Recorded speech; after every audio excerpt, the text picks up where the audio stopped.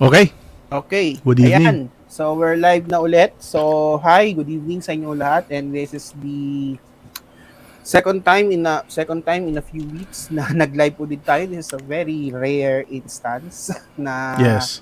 nagsunod-sunod ang live natin. Or not necessarily nagsunod-sunod, pero um, a few weeks lang ang pagitan ng live natin. And of course, we have to, and of course, marami naman tayo pag-uusapan sa ating going to be, sabihin na natin, not necessarily an late night habit, pero parang gano'n na rin eh. Parang gano'n na rin na Yes. nangyayari eh. So, yon. So, for hindi na kami masyadong papakilala. I mean, kilala niyo na kami, of course. I'm Red, nandiyan si Pat, si Kyle, at mamaya lalabas nga si Ito Sir na, James to si Sir discuss. Ayan na. James.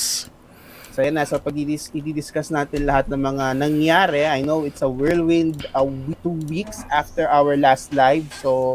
Um, so yun, Sir James, so ano ang ating ano ngayon, babangkain natin ngayon na topics? Akala ko, guest ako dito na sasagot ng mga tanong eh. Hindi, pero Hindi, kung, pero sir, of kung course, naghahanap kayo, mm, nasagap nyo na ba ang mga ano, parang may mga lumalabas na balita. yun nga sir, may mga lumalabas na nga mga balita, bilis-bilis nga ng balita eh. Again, guys, please like and share if you have any comments down below sa baba, comments sa both on Facebook and YouTube. Comment lang kayo.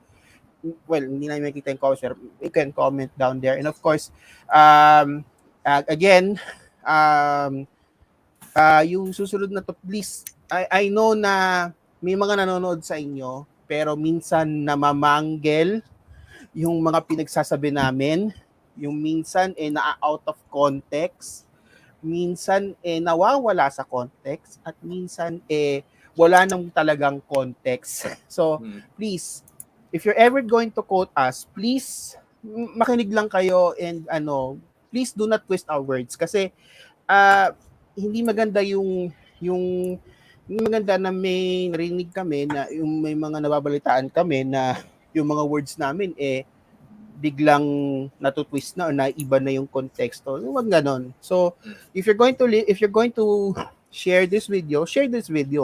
Pero if you're going to make kwento-kwento, ayusin niyo naman pagkukwento lang. So, yun lang ang gusto namin mangyari dito. Kasi minsan, namamanggel yung pinagsasabi namin, and minsan pa nga, kami pa nagiging masama.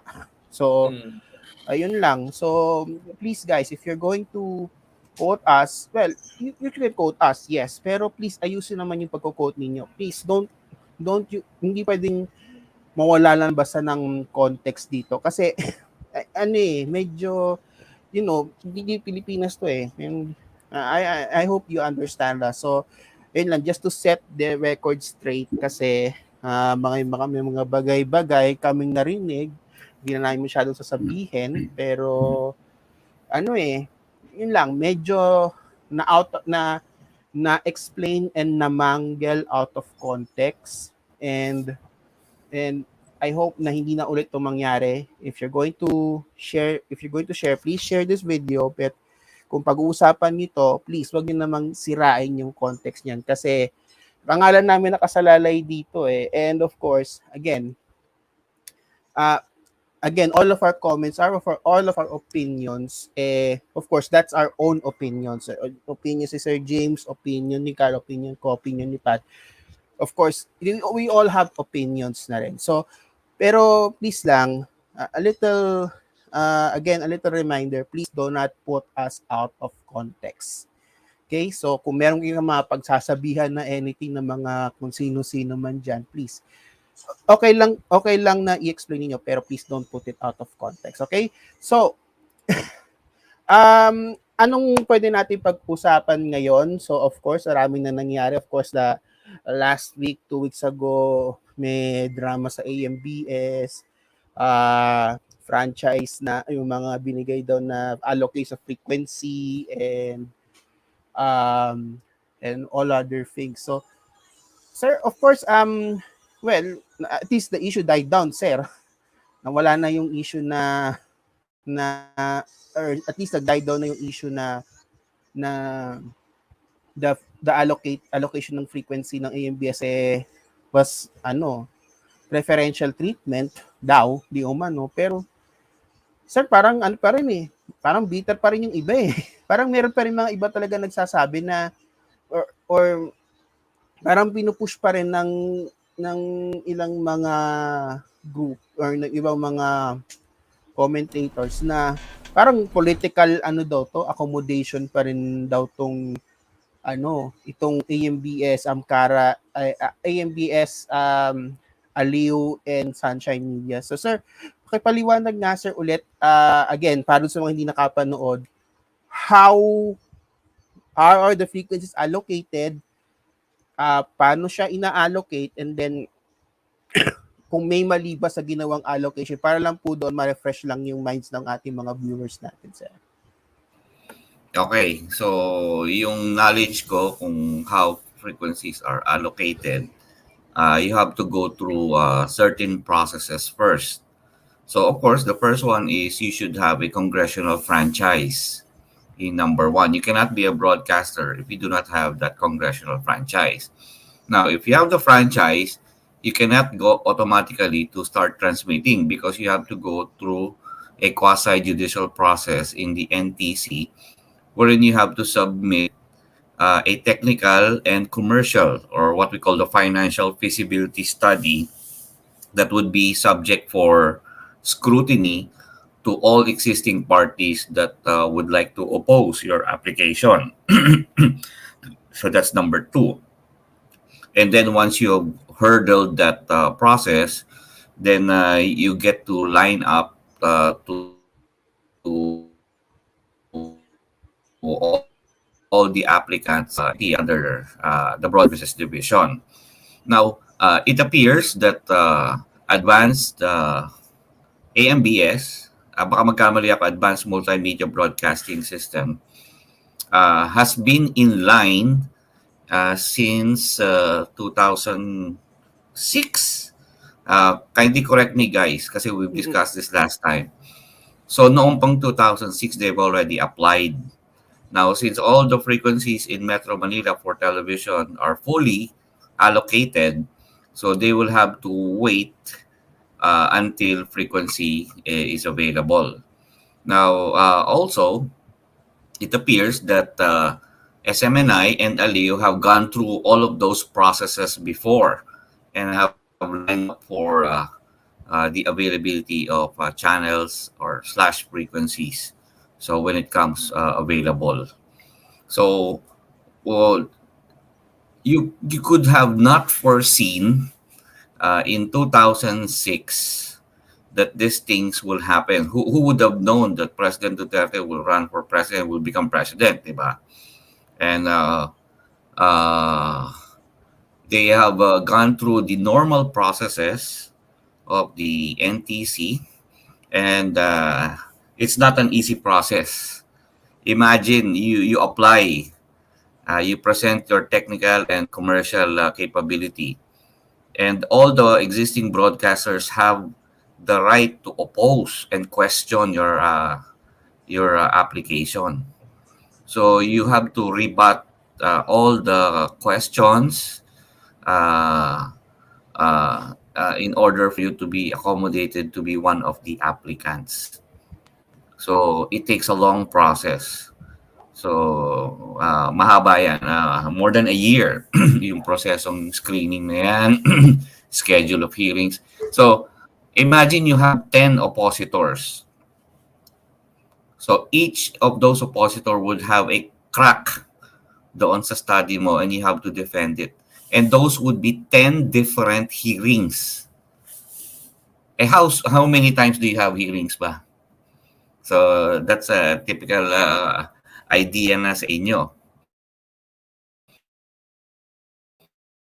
Sir, maraming hearings yan So if it can siguro so if you have 10 oppositors, then you already have 10 hearings. That is kung mariresolve lahat in one hearing. You also have the presentation of evidence, etc., the closing. So at least a year yung processes na yan. But of course, You are not the only one being entertained by the NTC. There are other applicants that vie for that quasi-judicial process. So, sabi ko nga, napakaswerte mo siguro kung every month may schedule ka. So, all the parties that are against to your application had the opportunity to say whatever they want. You go back to 2006. Now, whatever allegations, insinuations to the parties that have given per the NTC, then I don't know how can they substantiate it and make such blatant allegations of political inclinations or favoritism. If they have not gone through that normal process, then maybe they can allege. But I think it's on record that they've done their due diligence to the existing rules and regulations of the NTC. Parang haba ng paliwanag ko. Pero in essence, matagal na yung nakapila. Ayun, sir. And I think napakalinaw naman nung explanation mo, sir, na about it. I mean, ilang beses na natin to napag-usapan, sir. Or na-discuss during the past few weeks. Ngayon, it's been 2 weeks since we last discussed this, and yun na nga, gumagana na yung rumor mill, gumagana na yung mga balita, gumagana na yung mga sabi na natin mga insider information daw na this has been reported heavily by the business news website. Hindi ko na ma-pull up kasi medyo may problem yung laptop ko ngayon, but reportedly ito na nga, Billionaire reported na meron daw na magkakaroon daw ng test broadcast, na may mga nilalapitan raw na personality. Sir, is it, well, of course you said nga, sir, na 18 months is the normal time frame na magtayo ng network. Pero sir, is it possible po ba na mabigyan ng isang PA ang isang network and then build a network in just 1, 2, 3 weeks? Possible ba yun, sir, or impossible, sir? Kung we're talking of starting from scratch, and then the time frame we're talking about is a few weeks, then it's virtually impossible if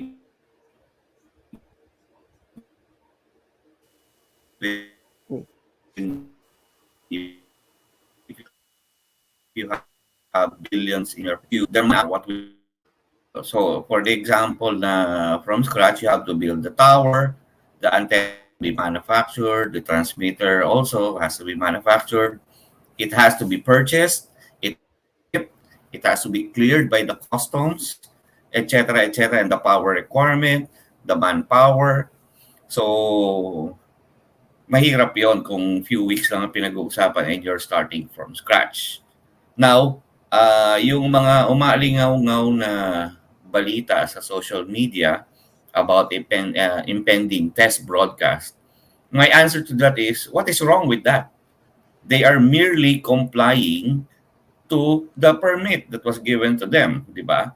So we should be actually happy and we should applaud the network that they're so vigorous in trying to comply with the permit that was given to them by the NTC. So I don't know why people would put some malice on that. We should applaud them because they're performing based on expectations and commitments to the permit. So sir, so people should see the other side of it, di ba?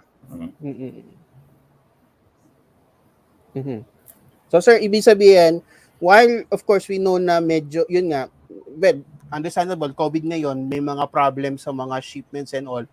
Pero it could be possible na pwede silang mag-test broadcast doon sa rumored date na February 14. Possible naman yun, sir. As long as nabigyan na sila ng kanilang PA na they are allowed to do test broadcast, they can do it at will.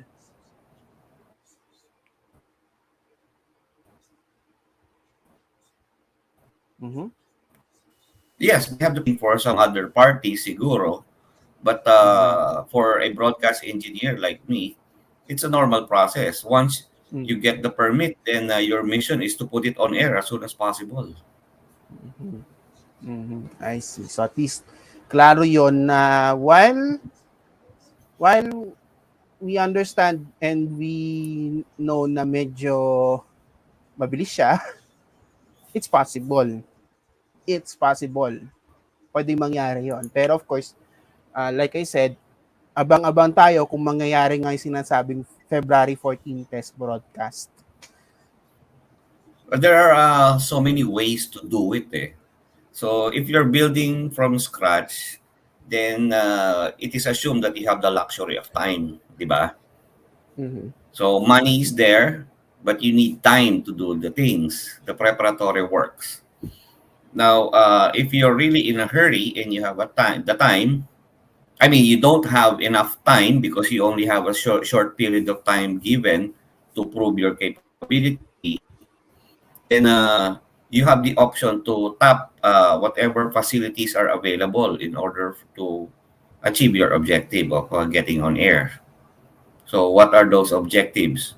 You can purchase second-hand equipment that you can use immediately, or since it's pandemic, uh, maraming mga facilities dyan na just lying uh, and accumulating expenses lang, you can rent those facilities. Mhm. So there are, of course, where there are guidelines, you have to inform the authorities about your actions because you are guided with the description on the permit. But Mhm. it's just a matter of informing the authorities on the actions you are going to perform to fulfill the requirements of the permit. Mhm. Sir, ask ko lang kasi of course, we discussed it in the last live that we had, yung provisional authority nung AMBS na nileak ni Politico. And they said na they are only well, their transmitter location is in Star Mall in Mandaluyong. And Mhm. right now wala pang binubuong tore. Sir, hypothetical question, sir. Pwede ba nilang sila mag-operate on a transmitter facility na hindi nakasulat doon sa PA nila, or are they required na dapat mag-transmit lang sila doon sa kanilang provisional authority? Okay. So this is my opinion ha, pero Mm.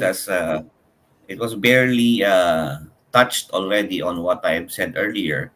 The conditions of you have the money and you have the time, or you have the money but you do not have the time. So the options are to tap existing facilities that you can rent for the time being while you're doing your main transmission site. Now, if you are going to change the location, then you have to inform the authorities about it. Okay.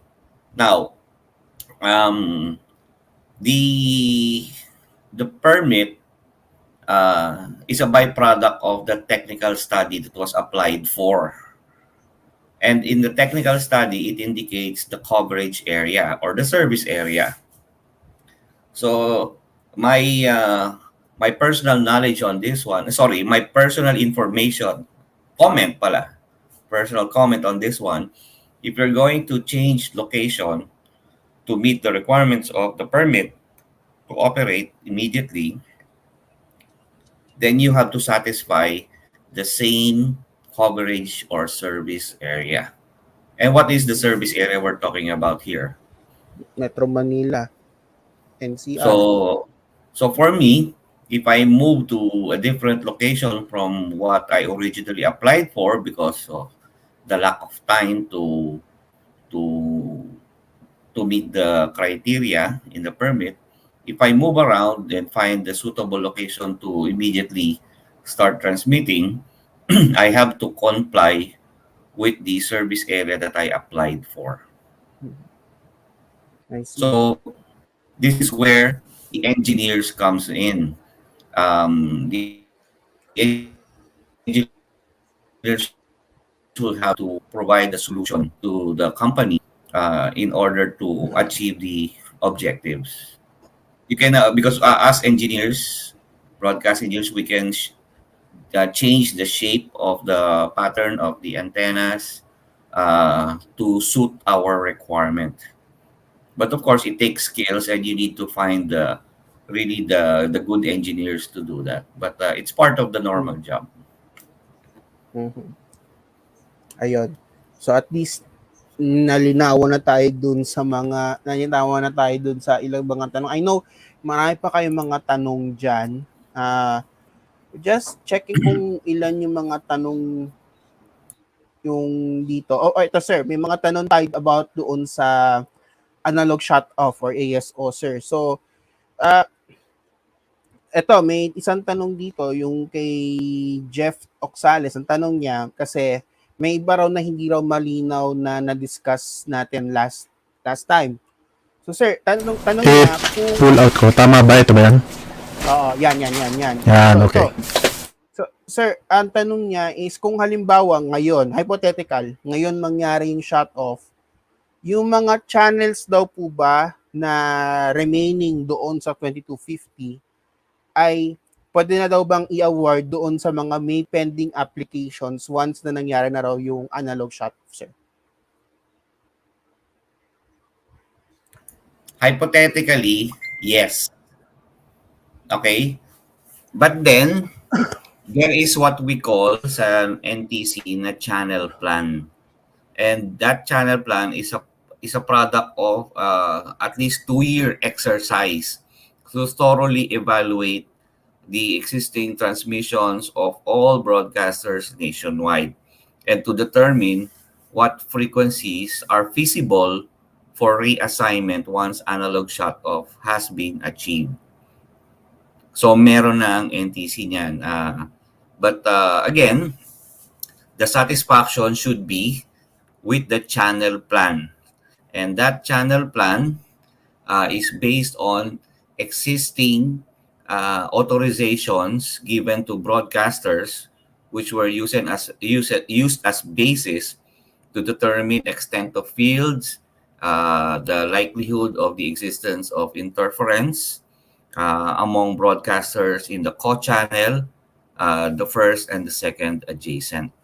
So, if the simple question is if it can be the vacated channel or the for Metro Manila, the even channels can be allocated to the new applicants, then hypothetically yes.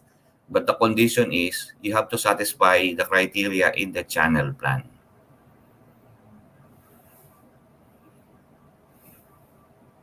Okay. Medyo magulo ba? Gusto ko pa magdagdag pa ako? I think okay naman, sir, with Patch din on that topic. Kasi ayun ang daming umaligid talaga sa labas na 14 daw mag-e-air na daw si AMBS and everybody's looking out for it, no? Kaya I think they're excited para makita itong bagong network na to. Excited yung mga Marites, no? Marites talaga. Hindi naman ganun. Di ba We should be excited. Mga Marites We should be excited if there's a new player who wants to provide free-to-air service to the people. Naman, syempre. Kasi, syempre, we're looking for different programs din naman eh. Baka igutusin yung network, they could provide us diverse programming na hindi natin nakikita on our TV before, di ba? On free TV.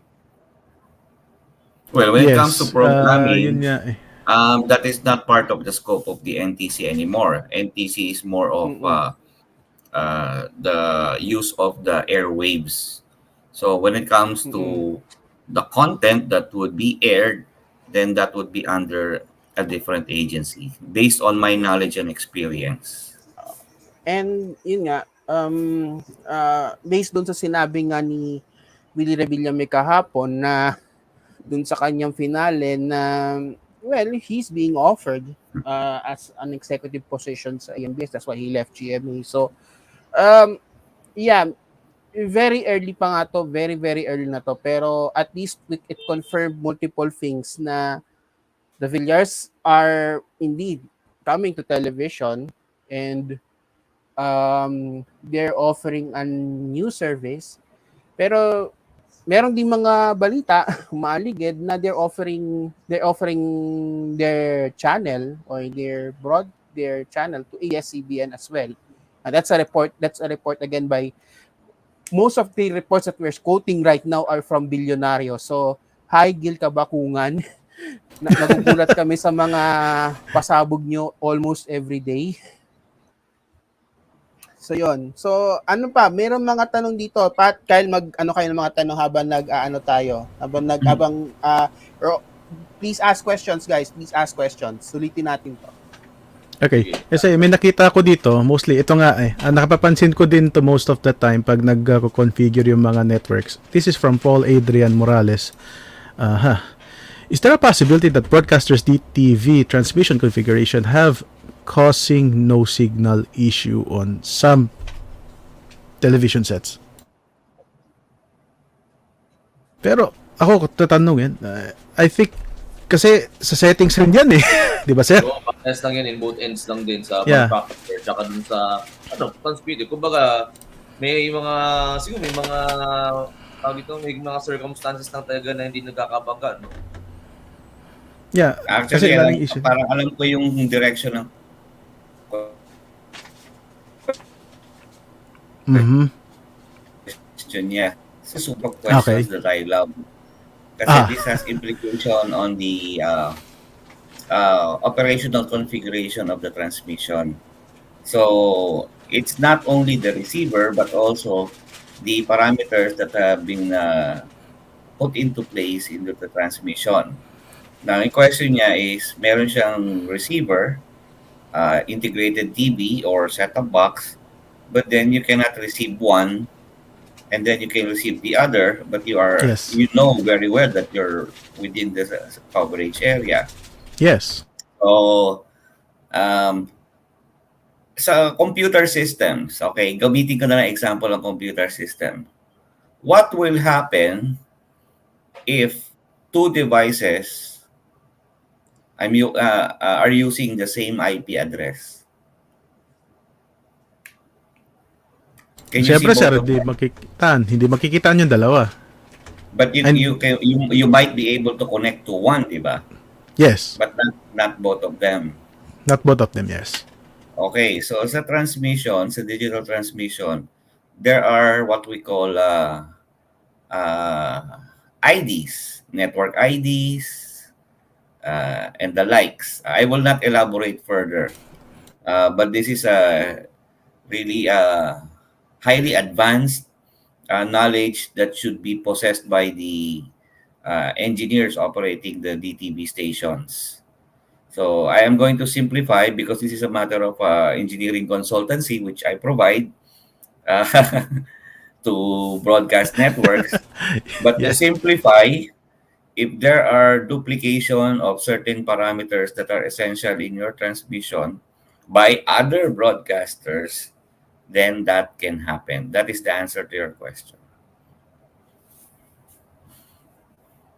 Ayun. So talagang magkakaroon ng conflict nga talaga most of the time pag talaga magkaiba yung pagka magkapareho talaga yung settings ng network IDs and the such. Ngayon, meron pang isa dito. Let us see, no? Teka, meron pa ako Ito yung nakikita shared dito. tower, sige. yung shared tower. Ito Ayan, yung shared sino na tower. ganun? Hanapin ko lang. Hanapin Shared ko lang tower yung shared tower. Ito sir, medyo interesting tong question na to. Shared tower. Yung sa shared tower. Ito, kay Celeste John Taub de los Reyes. Ito sir, hypothetical lang to, of course we understand that of course most of the questions will be discussed about the ABS-CBN frequency, ABS-CBN issue. Pero ito, dahil nga we understand na maraming nag-a-apply sa Metro Manila for the Metro yan. Okay. Maraming nag-a-apply. Sir, is it logical for ABS-CBN to do shared tower agreements to other TV networks for a single frequency or multiple frequency and then shared cost, sir? Do you Okay. think it's possible? It's possible, but that avenue is not only limited to ABS-CBN. In fact, that option is available to all broadcasters if they want to share their transmission facility to any interested parties that wants to take advantage of your location, the height, uh, and of course, you enter into a business agreement, a rental agreement. So you can do that. In fact, common tower transmission is not something unique. In fact, it's very common outside of the Philippines Mhm. because Yung black. you are minimizing the constraints to improve your facilities, di ba? I mean, if there's one single tower and all the broadcasters can join and transmit there, then you eliminate or significantly minimize the cost required for you to build your own tower. So yun yung answer to that question. It is not it is not an option exclusive to ABS-CBN. All broadcasters now who have transmission facilities have the option to take that road to minimize the financial strain in their pursuit more DTV channels. In fact, they can enter into a consortium agreement among broadcasters. But then again, that is a matter of a business agreement among themselves. Not even technical. This is a business agreement. Mhm. Ayun. So at least klaro na.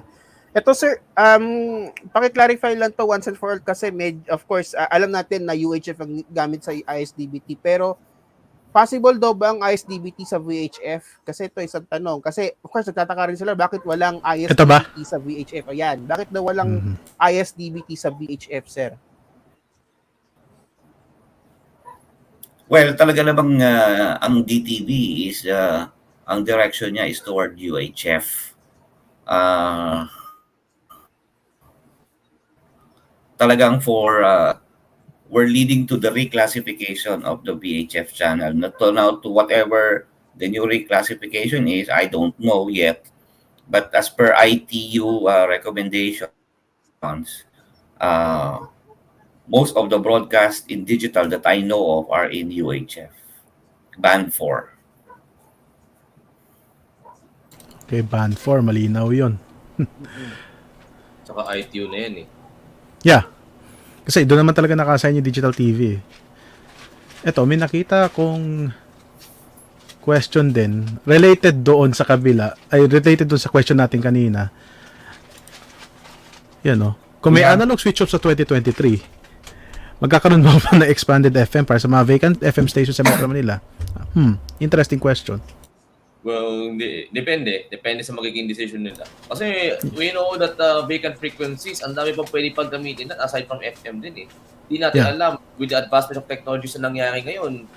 Probably may mga frequencies na we can vacate for defense. Pwede natin i-vacate for pwedeng FM, mag-allocate tayo ng ilang estasyon, pwedeng ganun. So, we don't know yet what will happen, lalo na there will be new technologies talaga na paparating.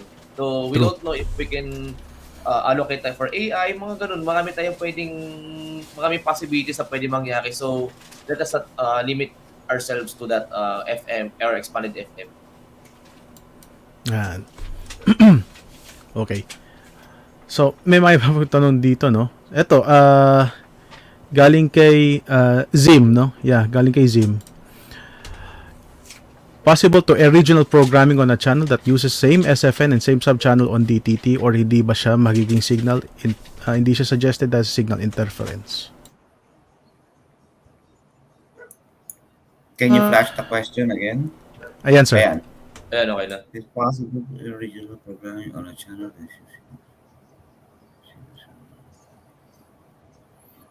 Okay. Ang regional programming is a production format. It's not really technical. So let's say in Cebu, so they can insert local programs in the local dialect to cater to the local communities. The same with Davao, Iloilo, Bacolod, Baguio, Dagupan, etc. If there are justifiable commercial circumstances, the broadcast networks do that. Okay. The aspect of the SFN is that the concept of an SFN is that there is no main transmitter because all of the transmitters in an SFN is considered as a main transmitter. They are one and the same, and one cannot be unique. If you apply any changes in the program content, it should be applied to all transmission in the same SFN. Otherwise, you will destroy your own SFN. Simple.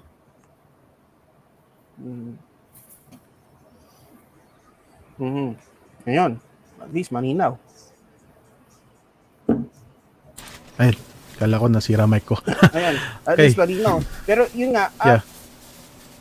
well, there's a sir, ibig sabihin, sir, possible yon yung gusto mangyaring ni Zim na kunyari na magkaroon ng regional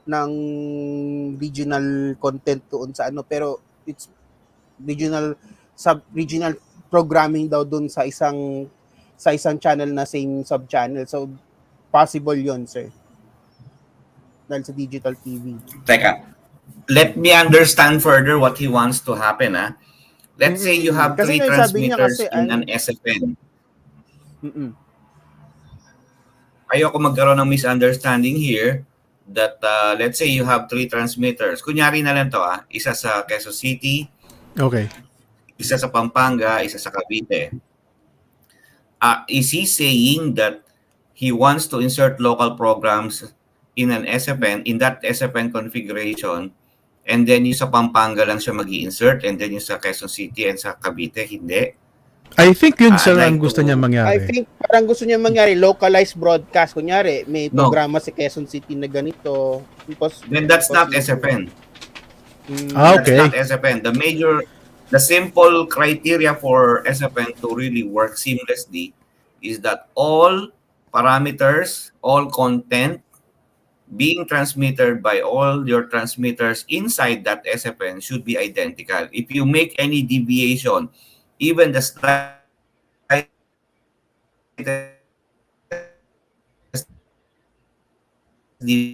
deviation Mhm. in one will destroy your coverage. You are Sir, effective. medyo nagkakat Medyo kayo. napuputol-putol na kayo, sir. Puputol na yata sa inyo. Pakiulit lang po, sir, sinabi nyo. Medyo nagpuputol kayo kanina. The criteria of an SFN is that in the example given, the condition is that everything should be identical, the parameters and the programs. Hmm.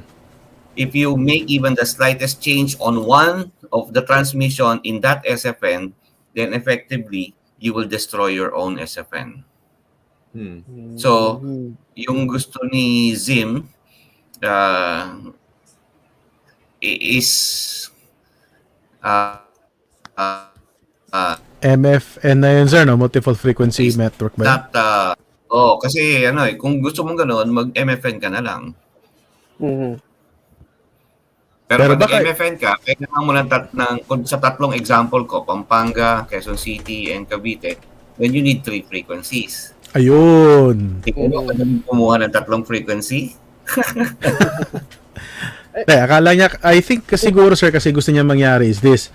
Yung sa tatlong, for example, channel 62, kunwari, channel 62, sa 62 sa lahat, kunwari, yun nga, sa QC, 62, sa Cavite, 62, tsaka sa Pampanga, 62, gusto niya tong 62 na to, sa Pampanga, may regional programming.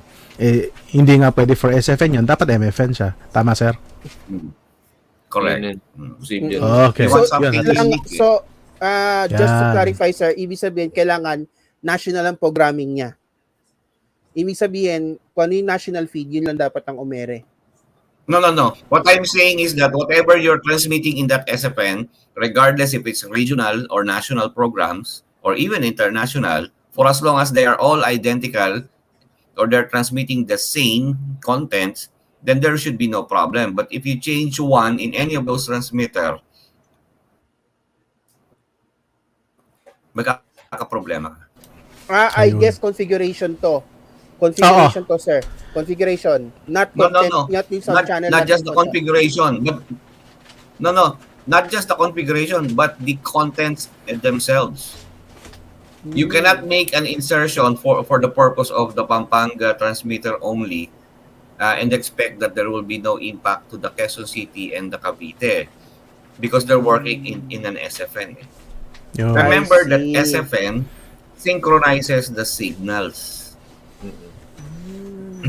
Okay. So, laymanize natin, sir, para malinaw. Hindi ka pwede mag-insert ng ABS-CBN Pampanga sa channel na naka-SFN sa ABS-CBN Quezon City, sir. Tama ba ako, sir? Okay.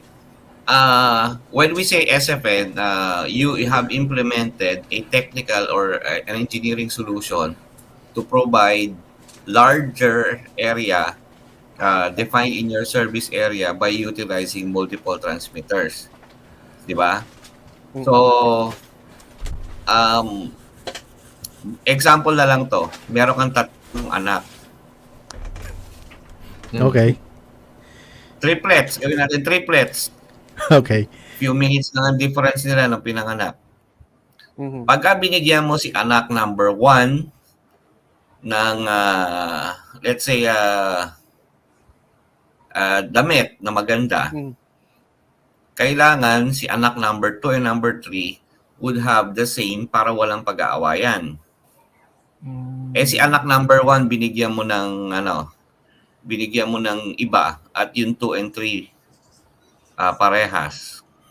At ano kaya mangyayari? Away. Magulo. Magreklamo, syempre. Wala na yung harmony. Mag-aawayan. Nasasabihin. Oo. So parang ganon din sa transmission na to. Parang, bakit naiba tong isang to? It's because when you apply those changes, it will create trouble in your transmission and therefore will result into problems in reception. Yan. Ayun. So, at least, malinaw. Kasi kaya nga malinaw. SFN eh. Kaya nga siya SFN kasi. Kasi single frequency siya. So, dapat iisa yung configuration mo dyan. Mhm. At least, I malinaw think we're yun. getting some, And the content, Yan. And the content. Yes. I think we're getting some common questions at the moment. Kasi parang nakapabasa ko yung ang question trends natin is more of ABS-CBN lang. Of either ABS-CBN, yun lang yung yun ang nakikita ko at the moment. Or example, kung itong si isang network is mag-DTV na. Lahat naman talaga we're bound to have DTV. Ito like example sa question ni Justin Edward Valientes kung magkakaroon ng DTV CLTV. Definitely dapat na yes, they're subject to have a DTV eventually. Pero we can Ito ba yung sa YouTube? sa YouTube yan kay Justin Edward. Ayan. Well, Ako, siyempre, medyo- Ang tanong mo ba is kung magdi-digital na si CLTV?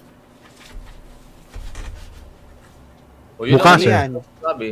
Kung yun ang tanong dito at kung ang logical answer is yes, of course. Yes. Because if you don't, then you will not be allowed to transmit analog further Oo. within the prescribed period mandated by the government. It doesn't make sense because you cannot operate your analog anyway for the longest time because you cannot buy spare parts and no one is manufacturing analog transmitters anymore. Maybe in Ayan. China, but the existing regulations will likely not allow you to operate your analog for prolonged periods of time. And broadcast is still a business and public service at the same time. So you have to continue operating. And I agree on that. Business and public And the service only siya way at to the go same to time, it. yes. Tsaka ito may mga, I'm still trying to filter those questions. So. Ito, if wala na po ba nga, kay Mark Josh Villarino, time start is 11:29 in the PM. If wala na 11:29. Sige. If wala na po available frequency, wala na po bang ibang option ng ABS-CBN? if kung sakali nga naubos na yung mga frequencies per specific area, well, ang magiging option dyan is for them to block time with an existing network if that existing network is willing to. So, depende, depende na yun sa magiging deal nila if that's possible. Yeah. I mean, basically, that's, wala talaga, kung wala talaga anong frequency, what can they do? I mean, they have other options nga. They have cable, they have satellite, they have online. Yun nga, limitless naman ang options. I mean, hindi man tayo pwedeng makahon lang doon sa issue ng frequency. Maraming naman, they can do multiple, maraming pwedeng mangyari, maraming pwedeng options ang ABS-CBN dyan. I mean, again, the network is now shifting not as a net broadcast network per se, but as a content creation company na. We can't sabi na natin na hindi natin maitatanggi na the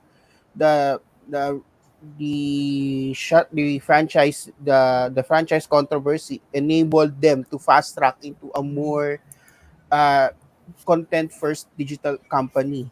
There are many options naman. Yun nga, like I said na, one is block timing and another one is providing content programming sa cable and satellite na hindi naman regulated ng franchise or anything. Wala tayong magagawa doon. It's ganun talaga eh. Ganun talaga eh. Ito rin, meron isang tanong dito. Kung may rights daw bang ipagamit yung isang DTT channel or i-add sa channel list ang KB5, 1PH, 1 Sports, Kapamilya Channel. I mean, oo naman. pwede namang gawin yun. I mean, if there's No. That's a mistake, sir. That's a mistake. Yan, sir. Sir, The question, the way it is crafted, the question is, parang tinatanong kung may rights bang ipagamit yung DTT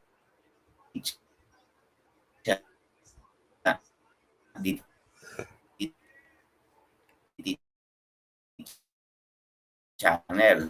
And that DTT channel is by rule. I would say they have the privilege, but the right is still with the government.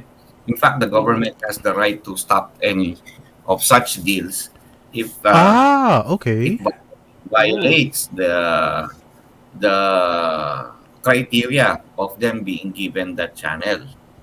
So we need to be very careful with this one. He used the word rights. No. If you are using free-to-air channel, it is a privilege extended to you by the Philippine government or the state to that effect. Okay, so hindi sila, so ibig sabihin sir, kailangan pa rin nila ng approval ng government na ilagay, like for example, Kapamilya Channel on digital TV sub-channel, sir.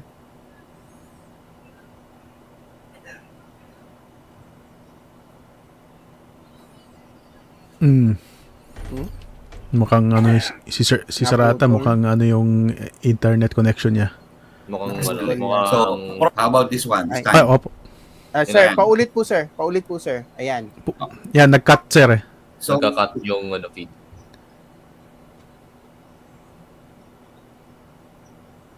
Ayan. so we So, need while to we're be waiting- careful. We need,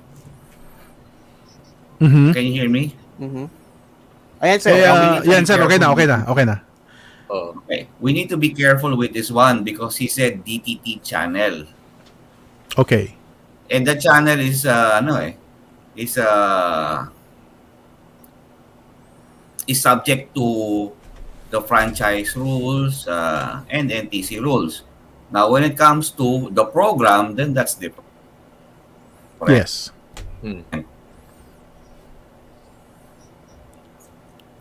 So, technic. Now, the circumstances here, if the channel, Sige sir, paulito. if we Medyo take into account the channel, okay.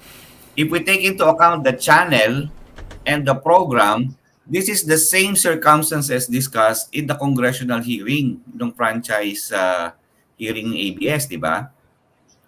Yes. Tama? Mm-mm. So, if we're talking about the program, then that's different. But if you are going to have some other entity use the channel allocated to you by the government under the privilege concept, then you might be held liable by the state. But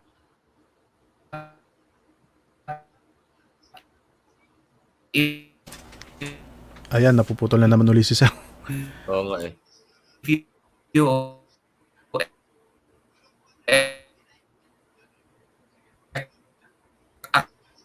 Ah, Ayan, medyo okay. Medyo bumibitaw si Sir. Oo nga eh. Muy bitaw si Sir. Alam ko nasa isang location yata siya kaya ano well obvious naman sa Unstable background. yung unstable ata yung Unstable yung internet niya. We'll try to get back to Sir James siguro. Pero keep coming those questions siguro. Ayun. Yan. Teka, ayun. Sir. Oo nga, nawawala. yun. Hindi, So, may ayun. kinuha nag-gets na- nyo ba ibig ko sabihin? Sir, naputol. Sir, naputol kayo eh. Kaya nga eh. Yung internet nyo medyo hindi reliable. Kaya, Mababa ba bandwidth natin? Mababa na bandwidth natin, no? medyo. Hindi, Isip sir. ko sa phone. Oh, that's good. Sir, Oh.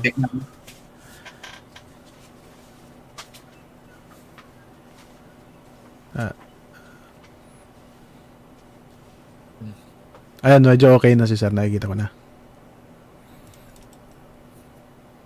Hindi ako makapasok dito sa sa link na pin-provide mo sa phone. Oh. Anyway, so kasi Ayan, okay na. nandito ako sa okay Wala na, na. sir. Hmm. So the use of the channel is not transferable. If you want to do that, you have to inform Congress. But if you are going to accept block timers and then you will put them in your sub-channels, they will be treated merely as programs. We're trying to make the Oh. distinction. But kasi he used Okay. the word channel kasi. When we talk of channel, Okay. Yes. Actually, dami nalilito dyan sa channel na Okay. yan. eh. So sir, kasi an understanding ko kasi sir is programs is yung TV program, singular program, yung ini-air Monday to Friday. Like for example, TV Patrol, Bandila, that's what under our understanding is a program. Pero sir, ang understanding kasi din ng iba is yung channel, yung tulad ng Kapamilya Channel, Pop Life TV, Beam TV, Pilipinas iHeart 80. Movies. Ayun, iHeart Movies, Ayan. Halipop. So, sir, technically, they're considered as programs, not channels.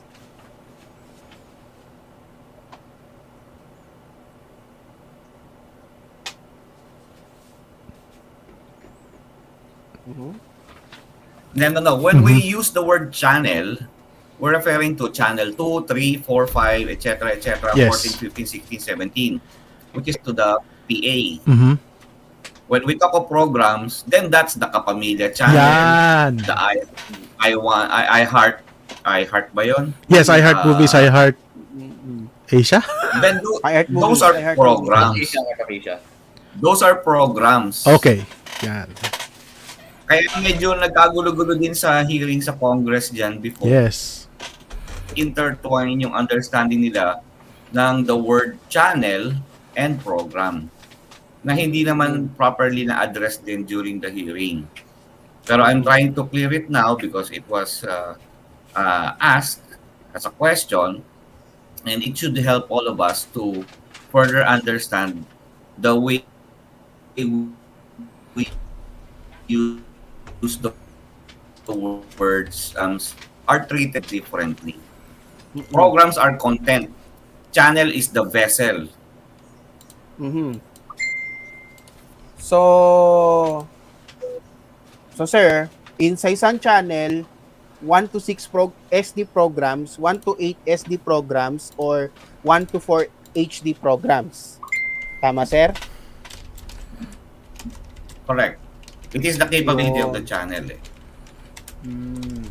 Ayun. So at least naklaro na yung issue tungkol sa program. Well, of course, understandable kasi ang understanding ko sa program is the singular TV program or show. Well, TV show actually. TV show. TV program, TV show kasi magkapareho kasi yan. Interchangeable yan. Yun yung understanding natin when understanding ko when it comes to producing content. Kasi we produce a TV show. Sometimes interchange it. We produce a TV program. Ito programa mo to o bibigyan kita ng programa or anything. But again, ayun, nalinawan na tayo na ang understanding pala natin ay medyo nagkaroon na natin ng malaki itong great issue between channel and program. So a channel can have 6 to 8 SD programs or up to 4 HD programs. So at least malinaw Yes. na ngayon 'yon. Yeah. Napakalinaw na ngayon 'yon. So at Diyan least, kasi nagko-confuse eh. Matagal na marami na nalilito diyan sa channel at program. yeah. Kaya yung iba I guess ginagawang term na sub-channel. Channel, Pero program, and show. the right Ganun term din. is that is Nag-ignite program. nga dahil sa interchangeability. Oo. Mhm. Well, I could understand din the confusion kasi nga the term show and program is interchangeable kasi. You can refer to a TV Patrol as both a TV program and a TV show. Oh, okay. That's ganun kasi yung understanding natin. I mean, we can't blame ourselves for this. We can't blame Yeah, this is yeah. the tradition. Tradition kasi to eh. So nandun tayo sa understanding na it's kinda confusing at the start kasi we understand na ang concept nga natin is TV program, TV show, and all. Yeah. So, ayun. Yeah. So, at least narinawan na tayo about it. Ito sir, tanong ko lang. Kasi actually alam na natin yung sagot dito eh. But just to clarify, sa isang channel po ba pwede magkaroon ng 1 to 6 programs just for the benefit of it? Yun. Yes. Yes. Okay, malinaw yan ha. Narinaw na yan. But still, it depends kung ano yung configuration na gusto ng broadcaster niya. Oh, We're talking of possibility, ha? Now, yeah.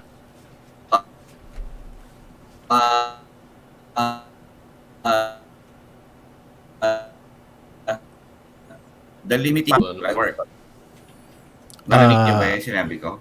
Teaser. Medyo po ito Okay. dapat. We're Okay. talking of the possibility of the Yes. what can be done. Now, Mhm. the limiting factor would be the configuration utilized by the broadcast network. There are certain parameters that would not allow you to extend to 6 programs. And there are reasons behind it. But the reasons are purely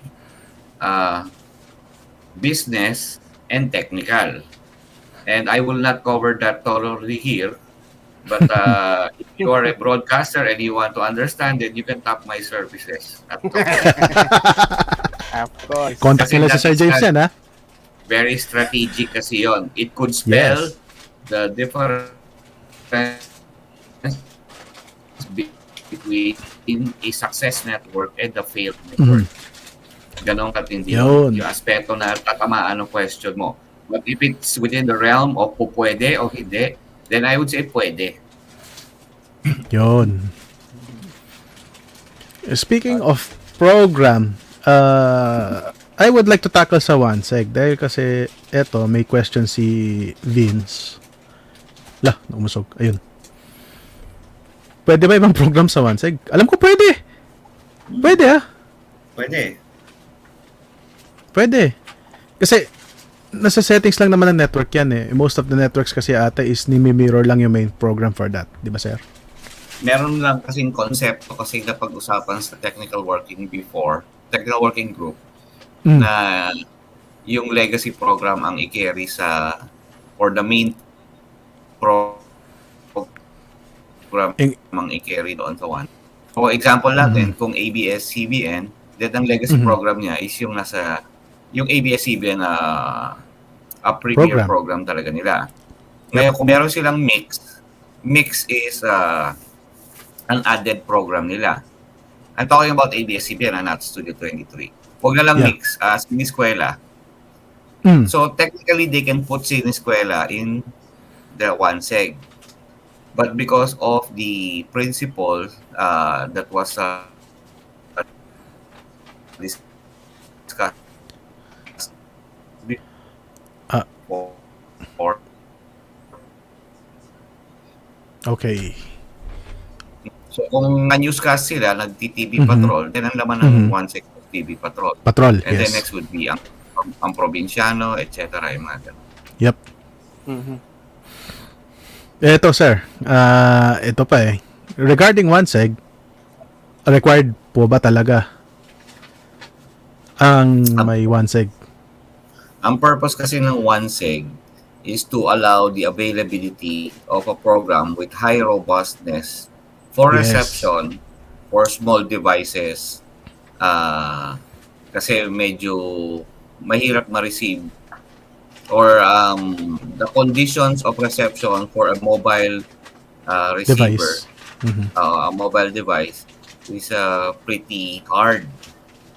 So the parameter set for one seg is very robust, so that even in difficult receiving condition, you can get it. So yun yung criteria doon. Mobile device na maliit ang screen at gumagalaw pa iba-iba ng pwesto, etc. So at least mapapanood mo yung program. That's the purpose of one seg. Very The useful for parameter emergency cases.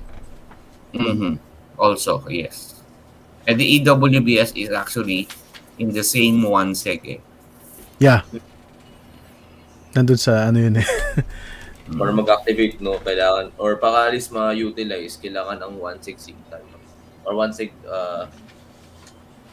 One seg configuration dapat meron as far as I know. Yes. Pero sir, ito. Okay. Yan.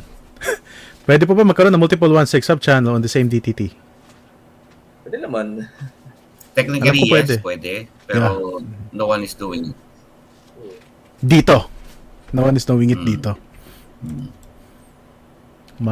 Kasi The question, is it practical?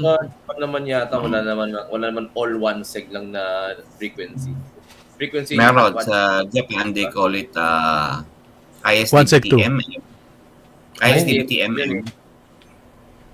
And in ISDPTMM, you can have 13 1 seg programs in one channel.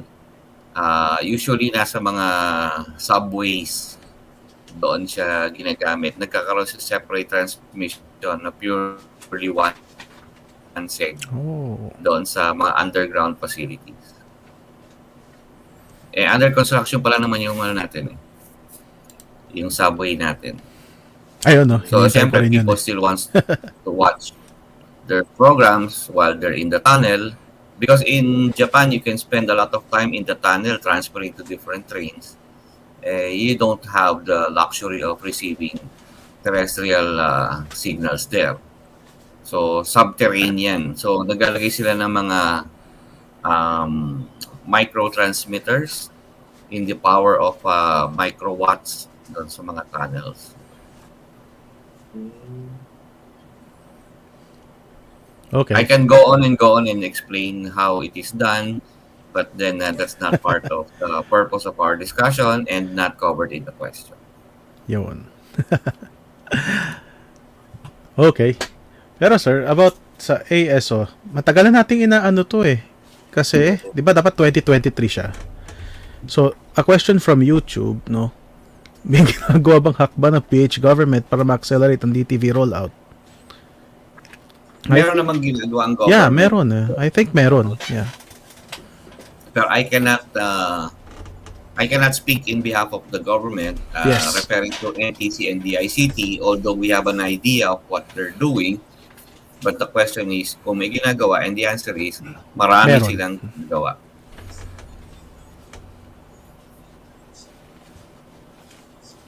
Okay. Okay. Medyo napuputol sa akin. Ayun, okay na. Out sa akin yun. Pero okay yan. Yeah. Good stuff. Okay. Okay, so any more questions, no? Just post it there. Di-discuss natin. Kasi, ERP.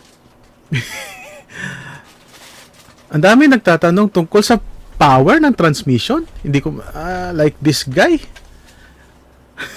Effective radiated power is different from transmitter from TPO as far as I know. Diba, sir? Effective radiated power kasi asama na ata yung antenna gain doon. Ulit. And then again, ang factor to determine the ERP. But Yeah. then you also need to determine the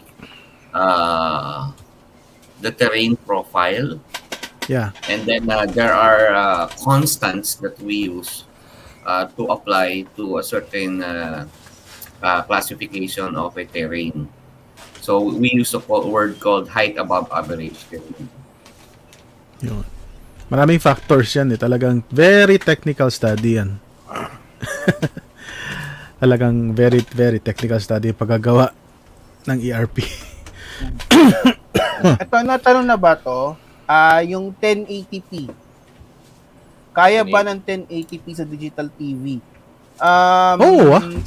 Sir, kaya ba, sir? Well, in the US, may mga nagbo-broadcast ng 1080p sa standard nila, but 1080p sa Progressive yun, ISP, progressive, 1080p 60. I understand sa US, most of the tests sa progressive broadcast are limited to cable and internet. The MDC is doing the Olympics in 4K, kaso yun nga, blown up 4K yon kasi yung broadcast nila is 1080p pero sila sa Stanford nila binobroadcast. Sir, possible po ba ang 1080p sa ISDBT? Oh, yes. It's not a limitation of ISDBT actually. There was a time, I think Pat was there in the KBT event in Tagaytay. We even transmitted 4K as a demonstration Yes. in ISDBT. So the Kaya limitation would be not in the format, but in the data rate capacity. Technically, And then pwede. we go, and the data rate capacity is dictated by the transmission parameters. And the transmission parameters is dictated by the business model. And so on and Depende so on. kasi. So mahabang Yes. strings of considerations yan before you arrive at a certain format for transmission. Yun. Pero sir, hypothetical, ilang programs kaya sa isa na 1080p programs ang kaya sa isang frequency? Kaya ba 4, sir? Kung H.264 pinag-uusapan natin, Yung 1080p, current natin. hindi kaya. P, Pero ah. kung H.265 gamit mo,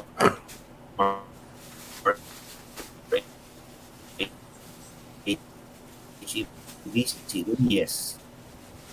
The boundary would be I think sabi ni Sir, H.265, pwede. Boundaries are endless daw. Medyo nagkakat si Sir kasi. Yun. Ayun. So technically, pwede. Actually nga, I've been trying to test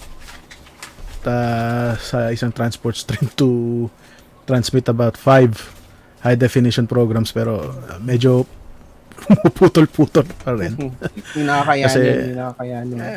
Kaya naman but there are technical errors na kailangan i-resolve doon but pwede. Uy, In Very- principle. in principle, yes, pwede. Eto, eto pa, very interesting question, no? Current lunin ng NTC regarding sa 24-hour broadcast operations, whether analog or digital. May nagka 24, di ba? Meron. Oo, alam ko meron eh. So, kung may nagte-24, so I think pwede. Pwede. Basta depende sa permit nila. Nakasaan naman sa permit nila kung kaya, kung ano. Sa Yeah. kalakasan sa permit, tsaka yung kakaya ng station, yun talaga yung pinaka mahalaga yung capability ng station.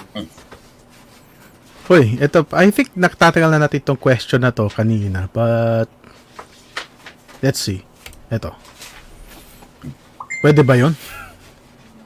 Pwede bang mag-rent ang isang new broadcaster ng equipment na dati nag-ooperate sa DTT? Kailan pa bang person na NTC? Pa-permission ang ibig sabihin niya. Pwedeng mag-rent at dapat magpaalam sa NTC. Ganon lang kasi. Yun. Okay.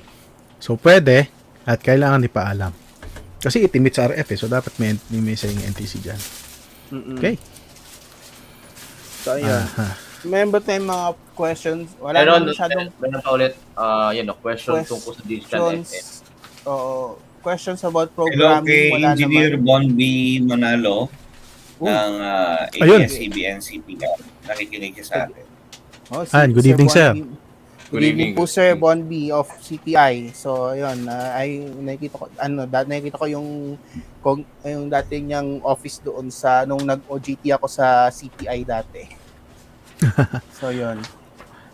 Eh, sir, meron kayong question sa inyong YouTube stream? Ayun, baka may YouTube. May nakikita ako, meron ako nakikitang question sa stream ni sir.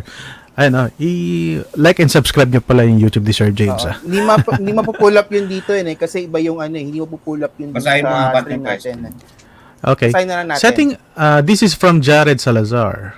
Another question. Setting aside legality, is it possible to create low-power DTV broadcast within just room distance? Is it too costly to be practical? Actually, I have an answer there. Sinagot ko na siya. Nakikita ba yung sagot? Hindi. It is done.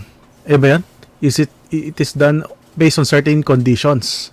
It's practical and makes business sense also? Yun ba yun, sir? Yes. Okay. And provided it will not affect existing operations. Yun. So, Okay. kaya nga nabanggit ko kanina, kung nasa tunnel ka, hindi naman papasok doon yung terrestrial signals eh. So that's why in Japan, sa subways, they they pick up the various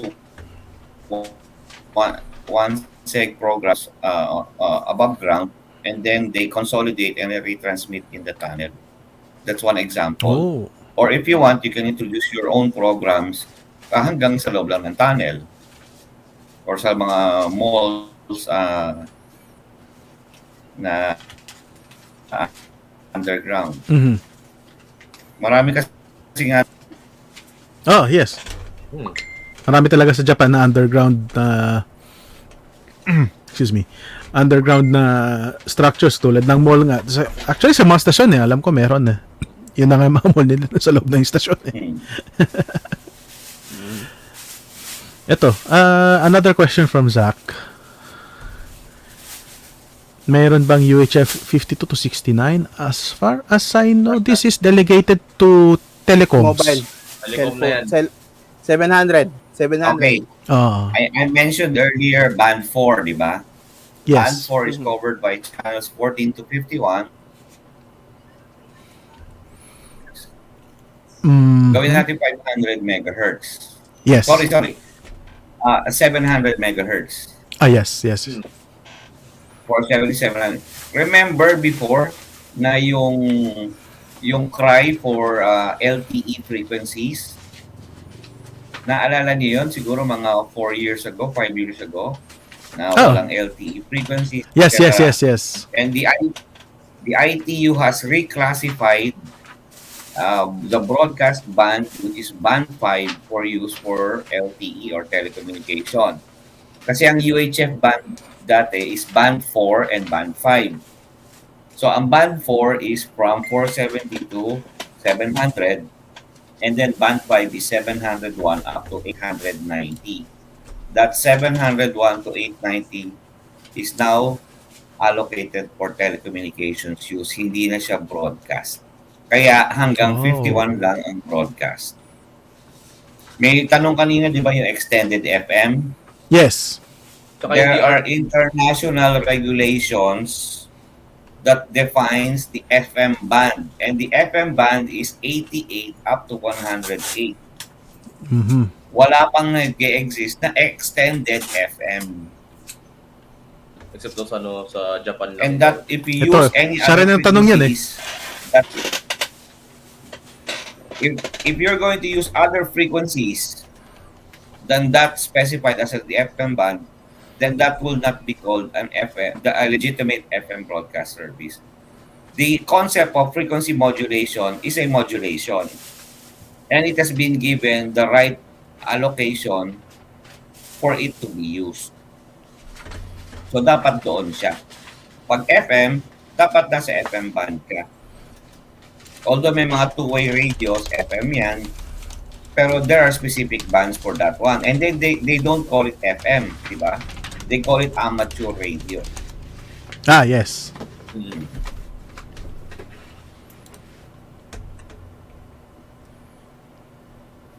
Teka. Kasi may nakikita, biglang bumubuhos lahat ng mga tanong dito eh. Ayun. Sir, curious lang about ERP, no? I think there's a calculation of effective radiated power like this guy. Sabi daw, paano daw i-compute ang ERP ng isang TV station. So, alam ko may computation yan available dito. Something like ito. I-share ko lang yung screen ko. Lagay ko dito sa kabila. Ayan. For the purpose of the discussion, to simplify lang how to compute for the ERP, you get the transmitter power in watts and then multiply with the antenna gain minus the total losses, transmission losses, etc. Then that would effectively be your ERP. Okay. Okay? Para maging straightforward lang ang dating to simplify. But of course, there are other things that we do to calculate the ERP. Pero huwag na natin i-discuss dito. Mahaba yun. Mahaba. Yes, alam ko sir, mahaba yan. If you want to learn more, there would be an ICEP. The Institute of Electronics Engineers of the Philippines will be hosting a month-long comprehensive broadcast seminar/workshop. So that would be every Sunday. So if you participate in that seminar/workshop, you'd be a very competitive broadcast engineer already. So for more information, go to the ICEP website.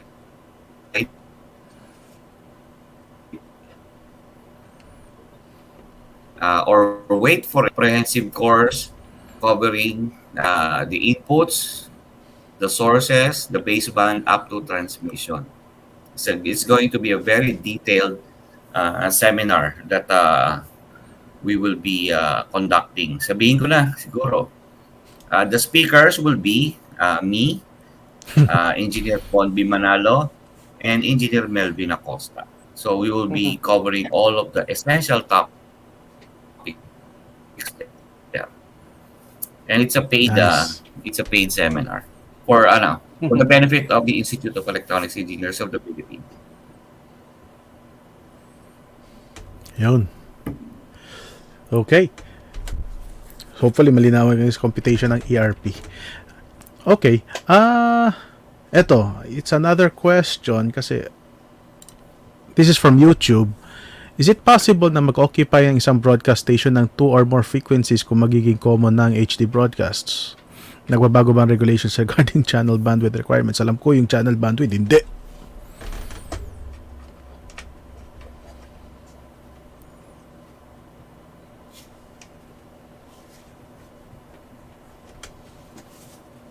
Yeah. Alam ko yung channel bandwidth, hindi eh. But still, it depends talaga yan, sir, no? Depends yan sa... excuse me.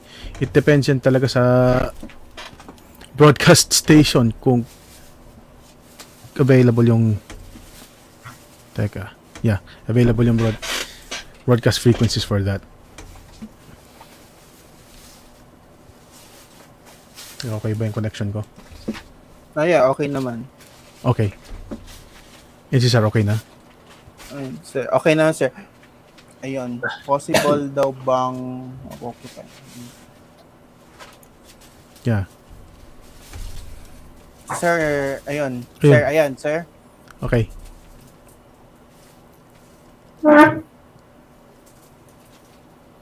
Well, ang sagot dyan is kung possible, possible. Mhm. If it's allowable, then that's a different question. If you have a franchise, you are given an opportunity to operate one channel. Mm. I don't think you will be allowed to operate two channels in the same service area under the same franchise. Mhm. Mhm. Masyadong exact yata Ayun. yung mga sagot ko eh. No? And okay, sir, regarding dun sa program nyo sa ICEP, may nagtatanong kasi si Vince, pwede ba umattend daw ang expired PRC license? Walang discrimination sa ICEP. Lahat tinatanggap ng ICEP.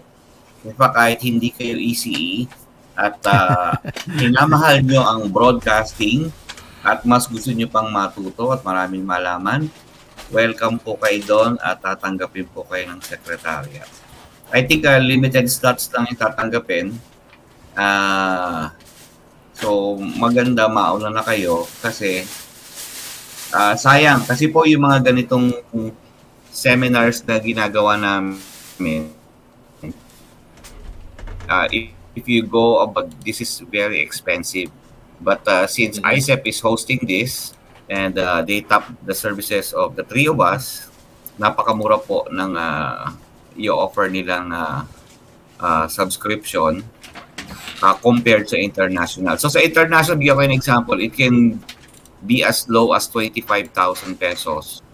International to gain all the knowledge that we will be talking about there. 25,000 is the minimum. Pero dito sa ICEP, magugulat kayo kung gaano ka-affordable para makuha niyo yung expertise sa broadcasting. Digital, specifically. Mhm. I can attest to that. Sumasali ako sa ICEP. Oo naman.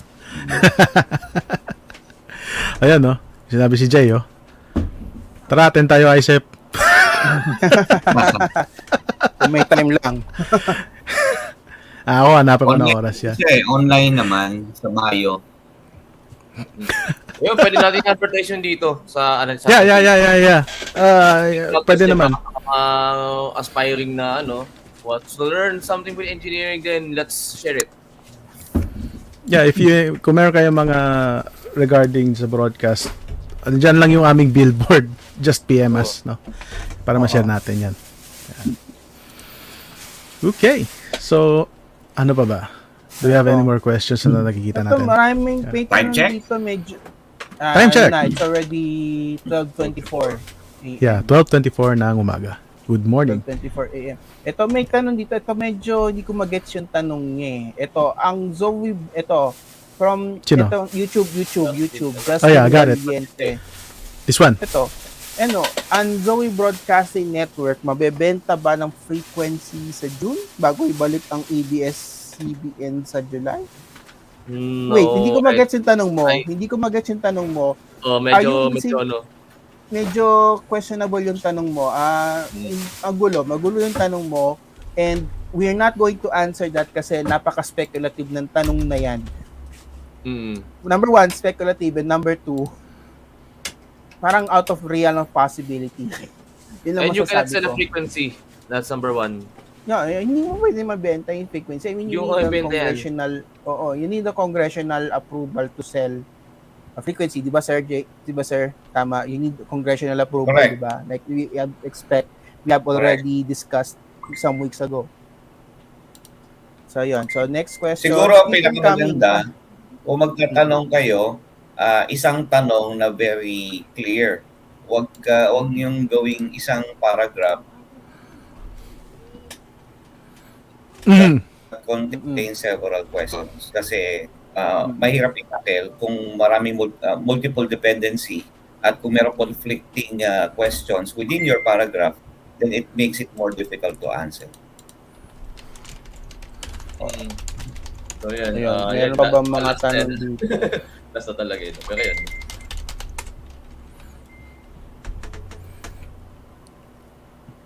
Okay. Ano pa ba mga tanong? Wala na ba ibang tanong? Magtanong kayo tungkol sa programming. Kung meron kayong tanong sa programming, we'll try to answer it. Medyo nagulat na ako sa isang nagsabi sa ating kanina na kamukha ko raw si Jonathan De La Cruz ng Carambola. Thank you for the compliment na makumpara ako kay Kong Jonat. I do listen to Carambola before. Pero thank you for the compliment. Yun na lang masasabi ko. Thank you na lang for the compliment. It's an honor to be compared to Kong Jonat. He's a very smart guy. I listen to him. So yun lang. Yun lang masasabi ko. Next! I see a question here, pero I think we've tackled this a very, very long time at nasagot na rin ni Sir James to eh. Pero shall I post it again? This is regarding conditional access system ulit. Sige. Just bring it up na lang muna. Ayan, no? Any update on the CAS ruling? May cleared rules na po ba dito? Especially yung mga paplano exclusive channels sa mga Digibox ng mga TV stations. Sasagutin ng DTV Pilipinas. Sige. Ang tagal na ng issue yan. I mean, Hindi ka mamatay. parang wala ng issue. Hindi mo mamatay issue to. Hindi ka mamatay ang issue na ng task kapag unless na, ayun nga, mayroon ng clear answer. So, at the moment, I mean, we can't hypothetically answer it kasi we don't even know the answer ourselves. Yun ang masasabi namin. We don't know the answer. Excuse me. We don't know even the answers ourselves. Hindi rin namin alam yung mismong sagot to sa tanong na yan kasi nga we're in the dark. We're in the dark. So, yun lang masasabi ko. We're in the dark. Okay, Sige, I'll answer it. Sige. Sige, sir. Take it away.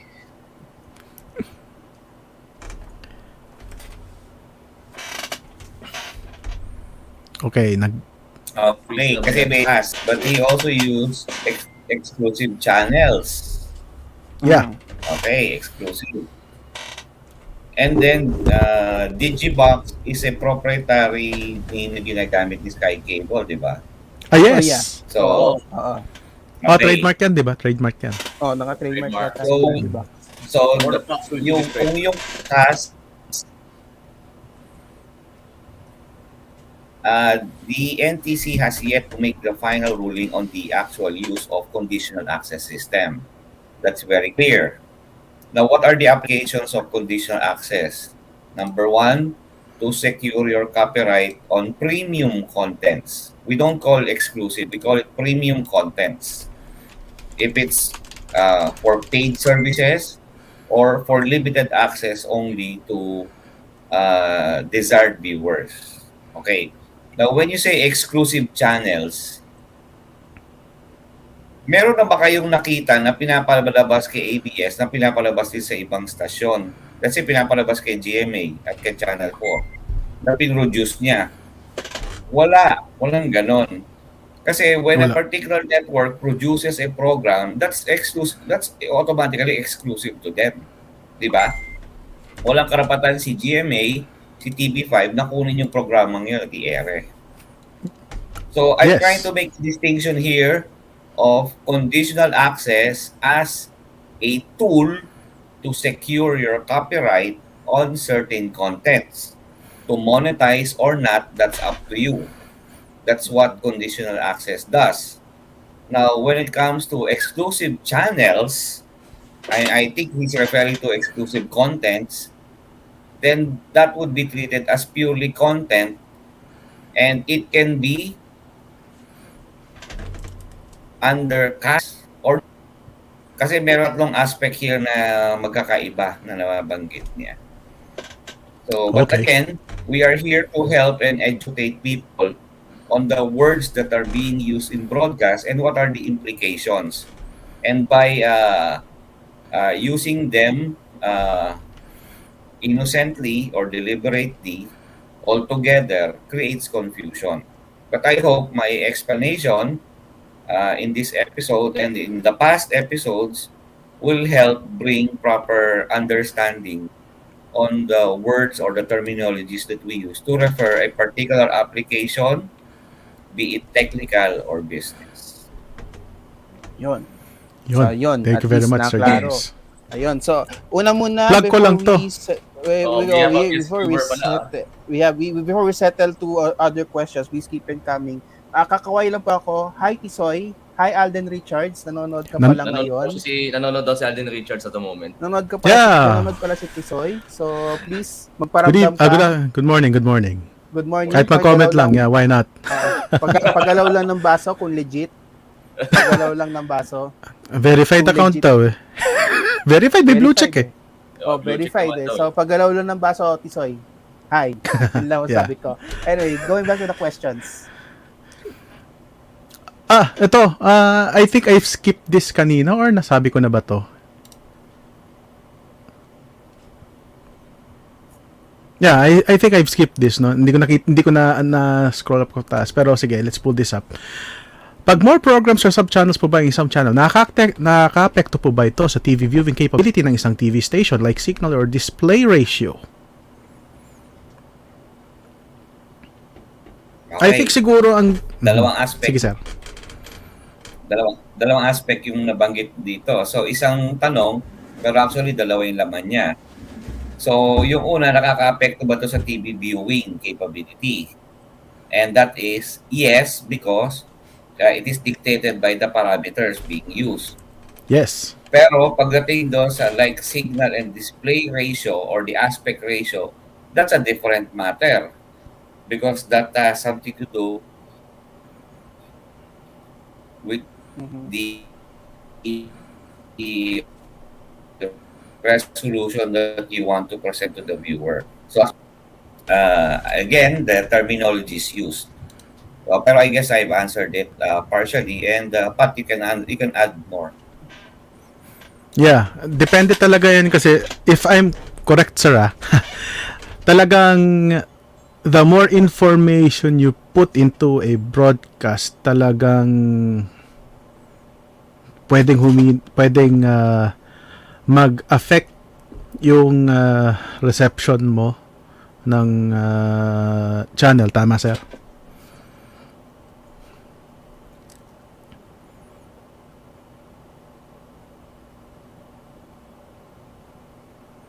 Yan.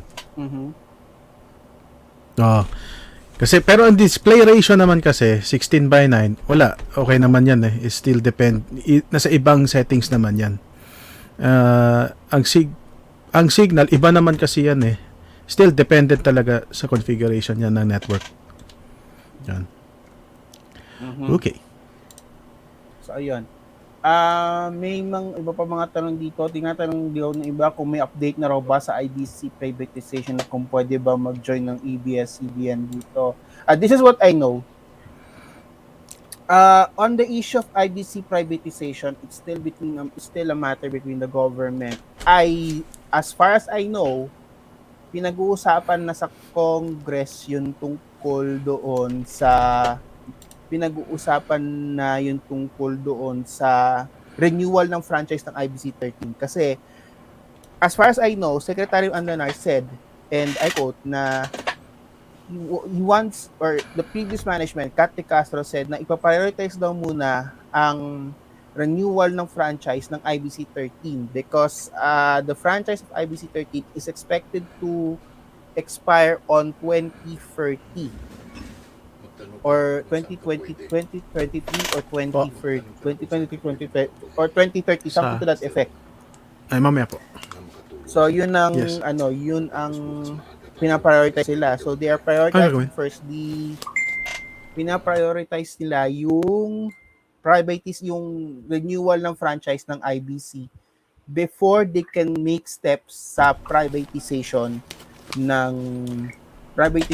nito kasi IBC only has 3 years left on its franchise life. Oh, okay. Ngayon, ang tanong kung pwede daw ba mag-join ng ABS-CBN dito. Sir, do you think ABS-CBN can join a possible franchise bid for IBC 13? Well, that would be a commercial transaction. If ABS-CBN decides to buy the IBC franchise, then the name of that network would be still IBC. Mm. Again, they have to seek the approval of Congress. For that one is kung pwede or possible, then the answer is yes. Mhm. But it's not Well, that easy. Mhm. Ayun. So at least nasagot na yung tanong, and at least nasagot na yung tanong na yan. So yes, there medyo yun nga na naurong yung plans, and I'm privy to the information na pina-prioritize ngayon ang IBC franchise renewal before the privatization. So for mga tanong natin,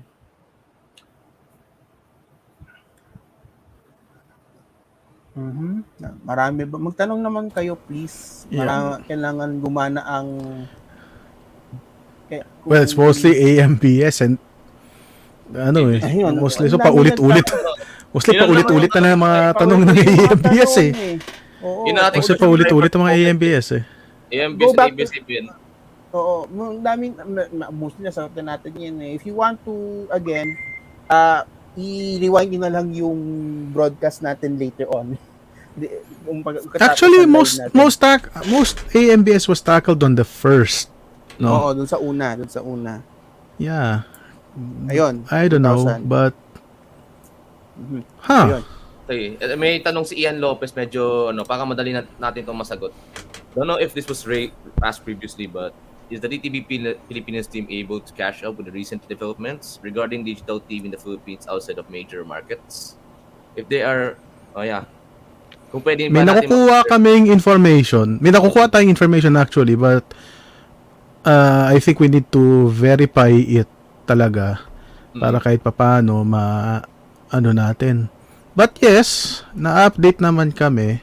We get updates And, kahit yeah. most likely crowdsourced din. Crowdsource updates din.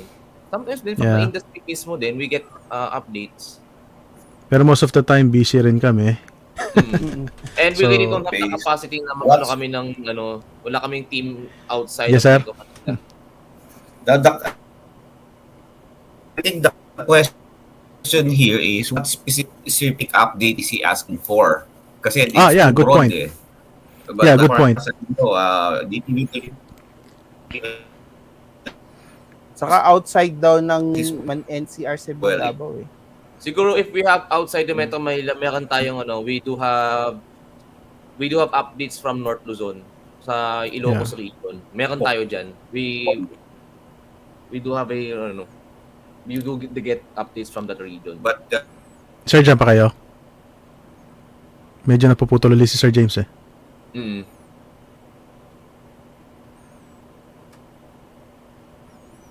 Yeah. Red, parang putol. Okay din ba sa'yo, Red? Yeah, okay ako. Okay, good. Nagbabasa Okay, na okay. ako. Thank you si Sir James Oo. Oo. Ayun, Na- ayun na ulit si Sir. Sir, naputol kayo ulit eh. hindi, ang sabi ko lang naman, siguro Ian should be clear on what he wanted to know if Yes. DTV Philippines is updated. Mhm. Else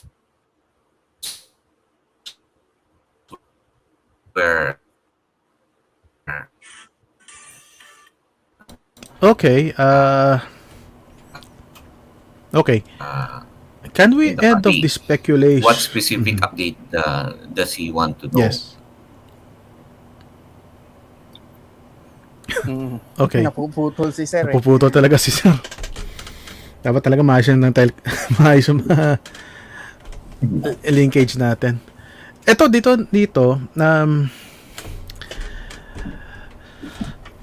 ito medyo na ano na ako dito eh. I don't know. Nako, Kanina pa. TikTok is marami na talaga nakakanood sa TikTok. I do No. No. Oh, This is just to prevent misinformation. Natakal na to the first Oo. live natin. Natakal na to sa first live natin. Wala Pag-usapan na nga natin Oo. sa simula ng programa, again, walang binili si Villar. No, walang binili. You It cannot was buy a frequency. allocated. You can't It buy a was frequency. allocated. Hindi binili. It's allocated. Allocated Okay. siya. Oh, And- just to be clear sa mga nanonood sa TikTok ngayon o mga TikTokers ngayon, feel free to share this. Pero yun nga, walang binili frequency si Villar. No, It can hindi be mo bought. talaga binili. It was allocated. Inallocate ng NTC. Hindi siya binili. Again, never bought, allocated. It was never bought, allocated. Isa pa, it was never bought, it was allocated. In-slow ko na yan para kung sakaling hindi pa rin magets, and that's not our problem, that's your problem. Yun na lang masasabi namin. So again, it was not bought, it was allocated. Nasabi na ba yung ano pala? Yung IBC franchise was yung RA 8954. Lapsed into law in September 2000.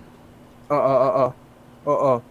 O yun, RA 8954, maglalapse into law September 2025. So 2025 siya mag-expire. I think IBC is prioritizing to expand to add 25 years doon sa 2025 franchise. I know kasi naka-follow ako sa account ng isang PCO o official. Naka-follow ako sa isang account ng isang PCO official who I'm not going to name na isa sa mga priority nila yon.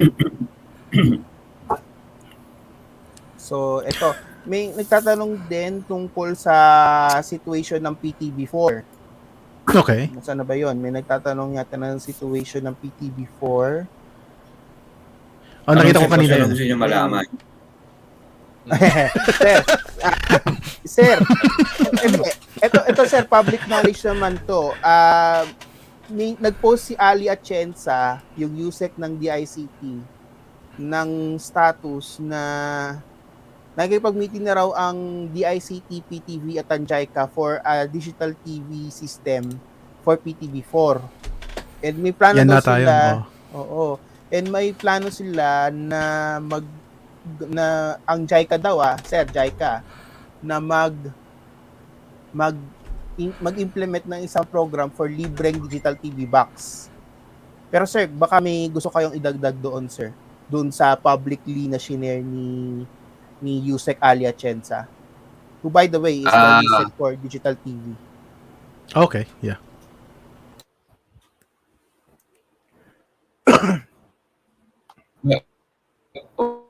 Well, answer ko dyan is kunyari na lang wala akong ano.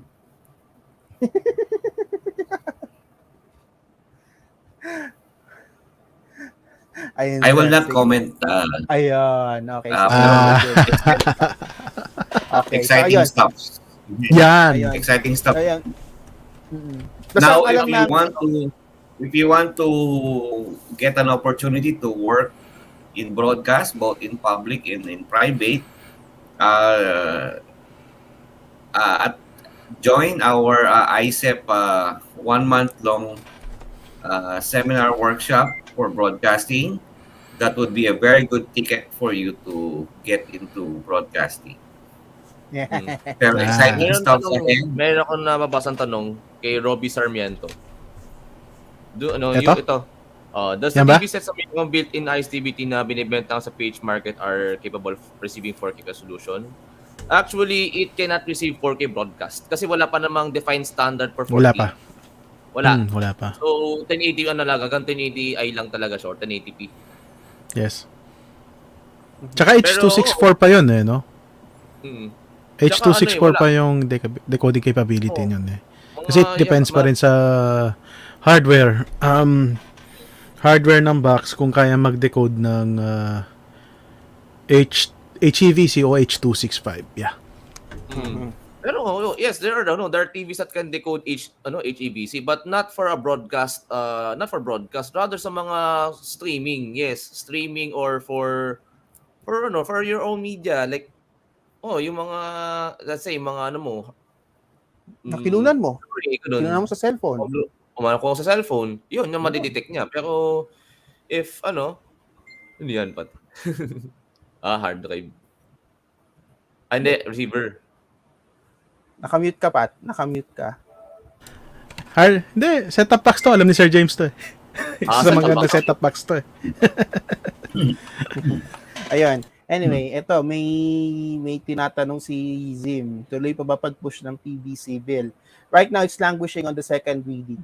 It's languishing on the second reading, and like I said, coming from my source from the PCOO na they are talking right now to the House leadership to prioritize the bill because it's one of the key measures outlined by President Duterte, and right now it's in second reading hell sa Congress. And if kasi part siya ng trio ng mga bills na pinaprioritize ng PCOO, which also includes the Media Workers Welfare Bill.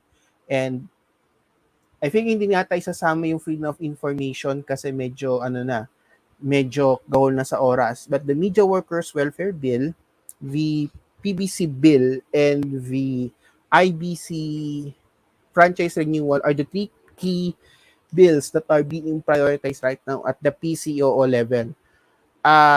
Yun nga, ang Media Workers Welfare Bill, I think it's passed already on the second reading. Hindi, nakapasa na sa House, second sa Senate, hindi pa yata nakalampas ng second reading.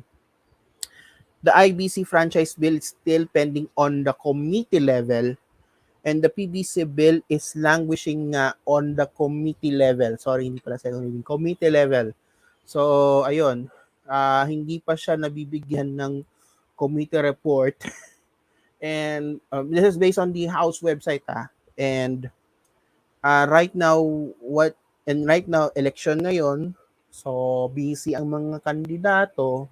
Busy ang mga congressman, mga kampanya. So, we're hoping na mapasa ito after the elections because the Senate adjournment is on late June. So ayun, pa to. We're hoping for a miracle kasi the session resumes on May 7 kasi doon nila ika-canvas yung mga boto ng presidente at vice presidente. And by that, diretso na yun hanggang sa Senate appointment on the third week of June. So, ayun. So, we're hoping na sana mapasa ito, na meron ng committee report and mapasa na sa second reading, third reading by CAM, and then it's going to be signed by the President. So, wala pa, rin, languishing pa rin in legislative hell. Yan. And for everyone wanting to check out our first part on this live, you can check this sa YouTube. You can check this on our Facebook at sa what do you call this? Sa sa YouTube rin ni Sir James available ito. And ayun. Naputol na si Sir James. Ayan, nabalik ko na. Yan. Siguro ayun, available yung page yan. Sa oo. Sa page natin repost natin, yes. I-highlight na lang natin. Yep. So, yun. Again, makikita nyo yung part 1, thorough explanation on the franchises and everything sa YouTube and Facebook namin at ni Sir James. Yun. So, going back to questions.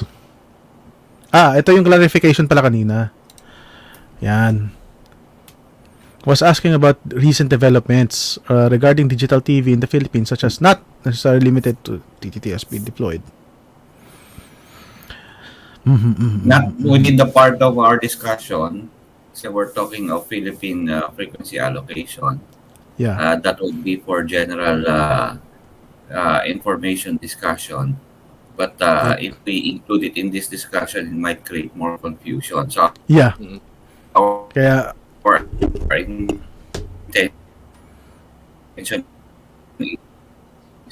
situations muna. Yes. Okay. But I guess DTV Pilipinas can answer his question in private na lang siguro. Yeah. We will try. We'll try. Okay.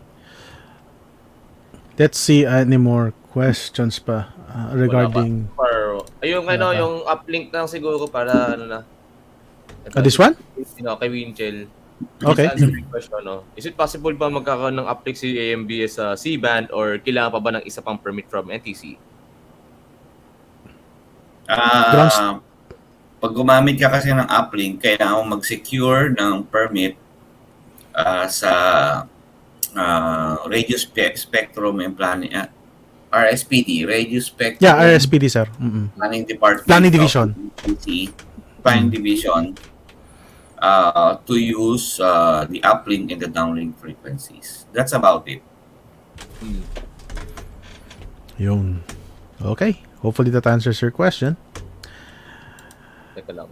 Okay. Siguro kasi yung mga ABS-CBN related na sasagutan natin for several times in this TV. Yeah. Paulit-ulit kasi puro ABS-CBN naman. ABS din lumalabas dito eh. AMBS. So that's still our question driver at the moment. Yeah, So, we would like to Ito may- thank Earl. Ito, may isang tanong. Siguro, I think, last na question na to siguro. Or question. Ito, tinatanong ko ano daw viewer preferences sa DTV. Kung news daw ba or teleradyo, entertainment. Ito, programming-wise, I'll speak on a mind na thinking of a TV programmer here. Well, of course, it will depend on the audience. Of course, it depends on the networks themselves. I mean, it's up to the networks if they will decide kung ano yung sa tingin nila babagay na content for their digital TV channel. If they want news, they can go news. Siguro kasi nasyado lang kasi tayo na focus na maraming religious channels sa digital TV, and I understand na your frustration na walang masyadong variety on digital TV. Well, I And think people needs to be informed that, as I've said earlier, broadcast is both a public service and entertainment. And if we're talking about religious programs, that is a form of a public service. But if you Okay. into entertainment programs, then you are required to have a news program. Yeah, required silang mag-program 30 minutes news, KBP yun, To sir, a public KBP. service. Mhm. So do not be frustrated if you do not see enough programs that cater to your individual Tastes. preference. Kasi the desire to watch a certain program is about personal preference kasi yan eh. But there are certain responsibilities that the broadcaster needs to be satisfied in order to of course justify the use of the limited spectrum that is owned by the state, and the state always prioritizes the welfare and satisfaction of the people, the citizens. If you want pure entertainment, then go subscribe in premium delivery platforms. Yeah, premium. Walang interruptions yun. But for as long as you're using free-to-air programs, it entails government regulations, Mhm. public service. Yeah, understandable din naman yun. Tapos, And yun nga, all tawag dito? All networks, all free-to-air networks are mandated to air 40 minutes of news as per if they are member of the KBP. Pero self-regulation. If we go into reverse, di ba, even newspaper companies, they're supposed to be doing about news. But they Yes. also include entertainment content in the newspaper. Kasi they want to, of course, it's still a business at the end of the day. True. And you want to grow the business without sacrificing the mandate that you have pursued from the beginning.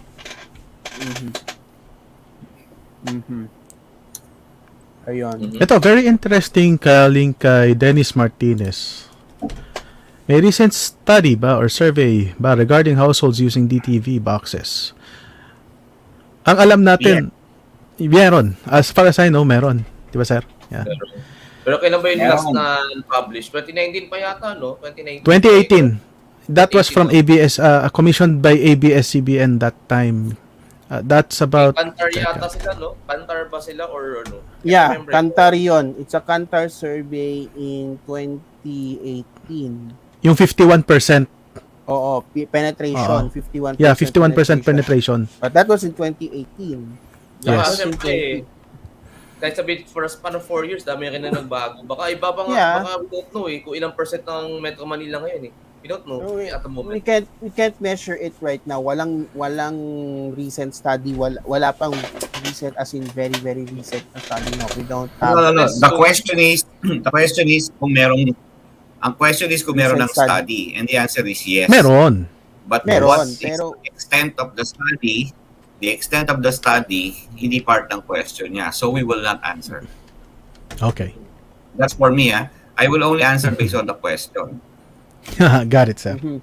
Ayun. Alam mo yan, Pat. Wala. Mm-mm. You have to So, ayun. ask the right question to get the right answer. Yes. Okay. Okay. So,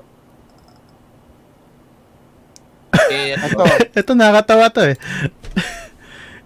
Wala yung analog and digital na lahat. Posible bang ma-monitor na as digital ang highest or most watched content ratings game to?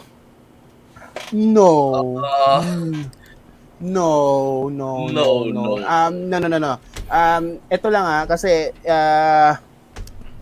well, it's a complicated ang TV surveys. Very complicated. It's a very complicated their own business. It's a very Paano yan, Red? Any idea? Yeah. People meter yan eh. Kasi I'm basing it on the experience of the US kasi it's the same in the Philippines. Survey firms, may sampling pa rin yan eh. Sinasample pa rin yan eh. Hindi naman basta-basta hindi ko yung lalapit eh. Sila yung lalapit sa'yo, tatanungin ka, your preferences mo, and if you are fit to be part of the panel, kakabitan ka nila ng box. It's not a digital box, it's a people meter box. It's connected to the internet and they will get the information on what you are watching. Pero you have to, meron kayong remote, sari-sariling remote. Kung ilan kayo sa pamilya, for example, 4 kami sa pamilya, meron kaming isang remote for every member of the family. And once a person watches a TV, enter ka, you will register mo yung viewing mo doon sa people meter box. It is being recorded in the people meter box during that day. Excuse me. Ngayon, tapos ina-upload yon ng people meter automatically via the internet or via cellphone signals to the survey firms themselves. At doon nakakalculate yung survey figures. In the US, yes, it's being measured na rin in digital TV terms. Kasi wala na eh, all digital na sa US eh. So possible 'yon. Pero yung sila mismo magmo-monitor sila mismo ng survey, no. Kailangan pa rin ng third party. Because you can't have, kasi kailangan yan eh, kasi hindi naman ang networks na magde-decide ng mga surveys, it's the advertisers. Advertisers use surveys to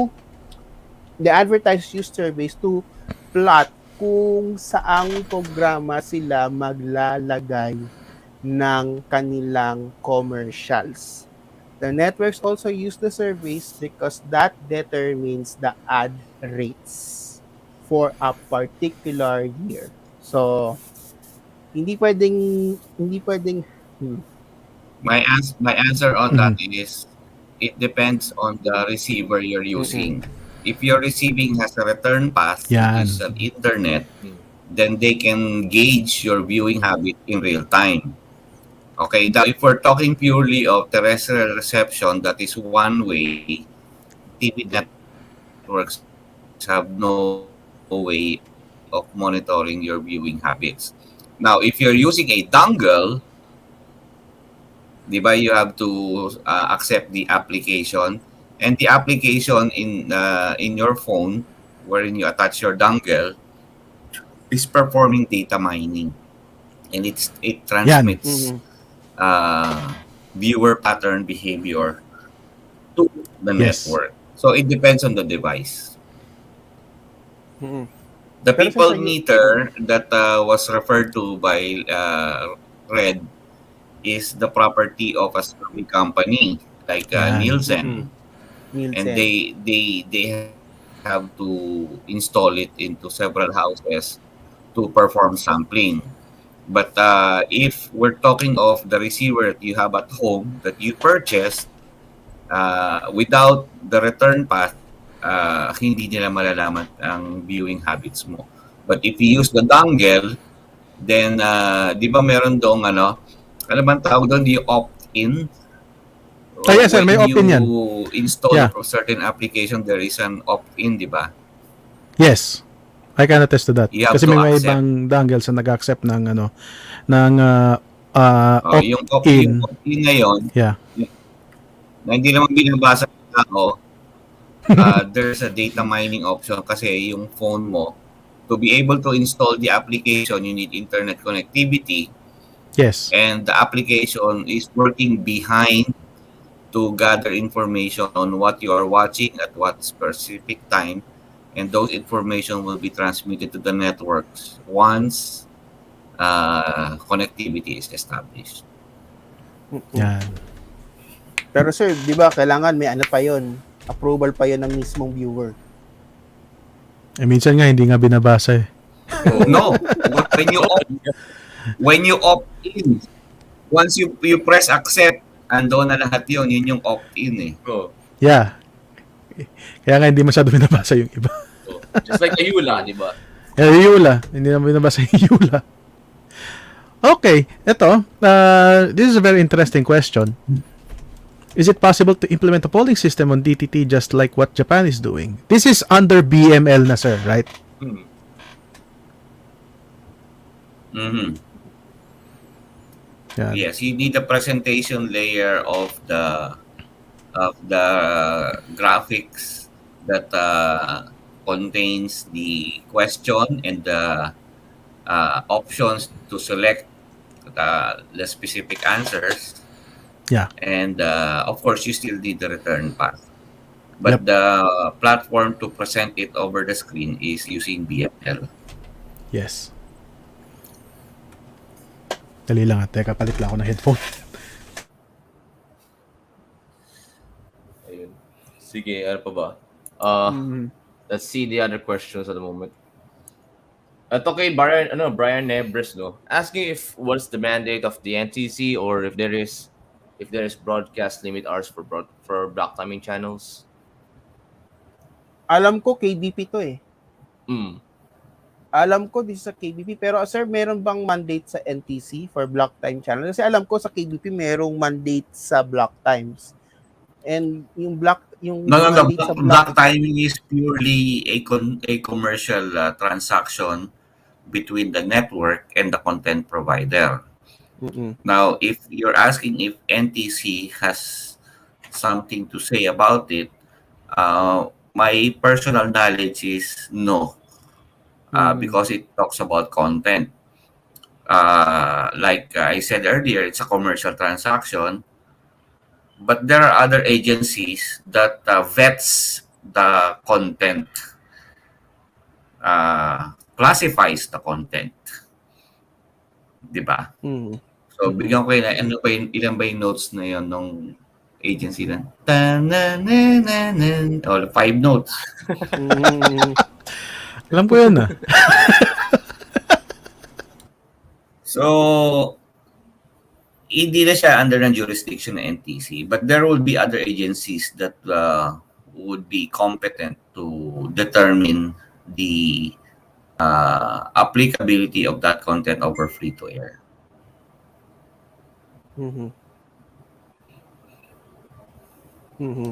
Okay. So the question is not technical at all about digital TV. Yeah. Not at all. Yeah, hindi siya technical eh. Kasi ano siya operational hours or hours of operation yan. Yung depende na yan sa network. And as far as I know nga, merong ng regulations ng KBP regarding block timers. Pero as I remember sa broadcast code, hindi siya about hours. Content standards din. Na ano lang din, basic lang din siguro, decency, anything yun lang. Nothing special or anything. Ay ba, insert ko pala, maraming salamat kay Pat at to the Chin family. Natanggap po yung tikoy. Masarap po yung tikoy. Ano ba naman yan? Ano ba naman yan, Pat? Ninong, Hindi baka naman. Ay, wala na naman po. wala naman na nagpa-hubs. Sandali lang. Meron... Na-corner ka tuloy ni Sir James. Ninong, Tama, baka naman. ano na eh. Nilaglag ka tuloy ni Sir James. Yes, sir, welcome. You're welcome. Wala naman akong kamalay-malay na hindi pala kayo. Yeah. Hindi, baka Sandali malayo. lang. Sandali ka na. Yeah, kasi in person niya binigay sa akin eh. So, hindi naman kayo nagkikita-kita eh. Paano nga, Oh, sir? so, Ito, makes sense, pandemic makes na sense. ngayon. Ayan. Pandemic na naman ngayon, sir. Well, Tsaka busy ako sa site, sir. Wala nga eh. Baka masabi mo kung nasaan Nilag- ka. Baka madulas ka kung nasaan ka palagi. Ay, nasa bahay. Anyway. Si Ninong Pat Ayun. eh. alaglag pa.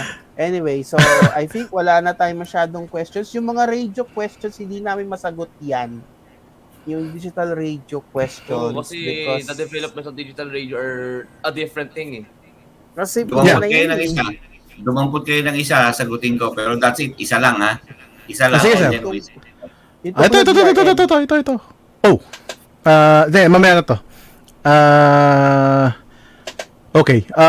Sir, ito pakita ko to ha. This is from ICEP, the Vice Governor Internal ICEP Tarlac. Ayan, so ayan.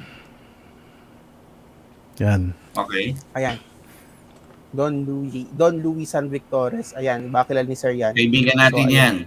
Yes, Ayan. good evening. Good So evening. ito, pinopromote niya na ang May 2022 broadcast webinar series. For those who are interested, ang details ay nasa FB pages ng ICEP National, ESAC, Pampanga, Lupang. Tama sir, Lupang, Batangas, CAR, Cavite, and Tarlac once it is available. So, Okay. Antay-antay Mga na kayo. Facebook Like yun yung pages yun. So pag sinerch nyo, ICEP Pampanga, ICEP Lupang, ICEP Batangas, ICEP CAR, ICEP Cavite, and ICEP Tarlac sa Facebook. These are the chapters of ICEP that have actively sponsored this webinar. Mhm. Ayan. So, ayan. So, So, makikita nyo kung antay-antay lang kayo. this is nationwide. So, thank you, Engineer, future Dr. Luis San Victores. Malapit na maging doktor yan. Okay, so ayun. Congrats. Thank you po future Doc San Victores, and and we're very much honored and privileged to promote to be a part of promoting your webinar series, and baka ma-sponsoran rin namin yan. Hindi ko lang alam. Hindi ko alam. Pero hindi namin alam. So anyway. So yun. Just Ayan. post your details lang po, and we will try to post it sa aming page. Ayun, ito, okay. 'Di ba? Yung question tungkol sa digital radio. Sige, sabi daw ni Sir, isa lang. Pasok isa lang. natin 'to. Isa lang ha, isa lang. Isa lang. Iyan, isa lang. Mamaya naman. Can FM station shift to Yung digital?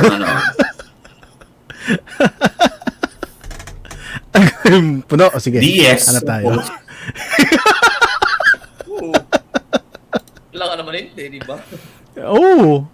But Lang ka naman hindi. alam ko meron na eh, but I don't know yet. I don't know. Wala. Ano yun? That's Sabi nga outside saan? the Philippines.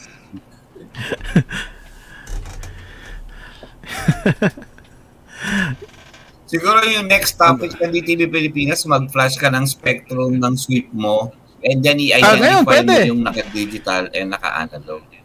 Okay, we can do that Magandang, now. Wala na, live stream na ba tayo? Sige, flash Meron, mo kung teka, meron naka-plug kang lang, ready. naka-plug lang. Teka, ha? Oh, Let sige, me just... si Pat Sino na ba? magpapaliwanag kalilang digital sa analog, ha? Sige, sir. Ayan, This is si digital Ninong TV, ha? Teka, ayusin ko lang yung USB ko. Si Ninong Pat Nakikita na bata. yung... No, Radio, radio. Namatay yung... Radio.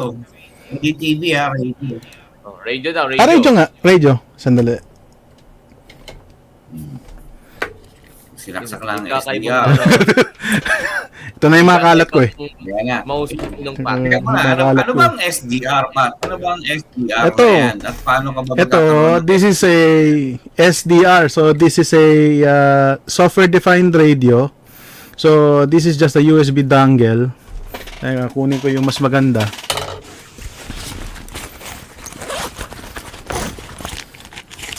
Ito.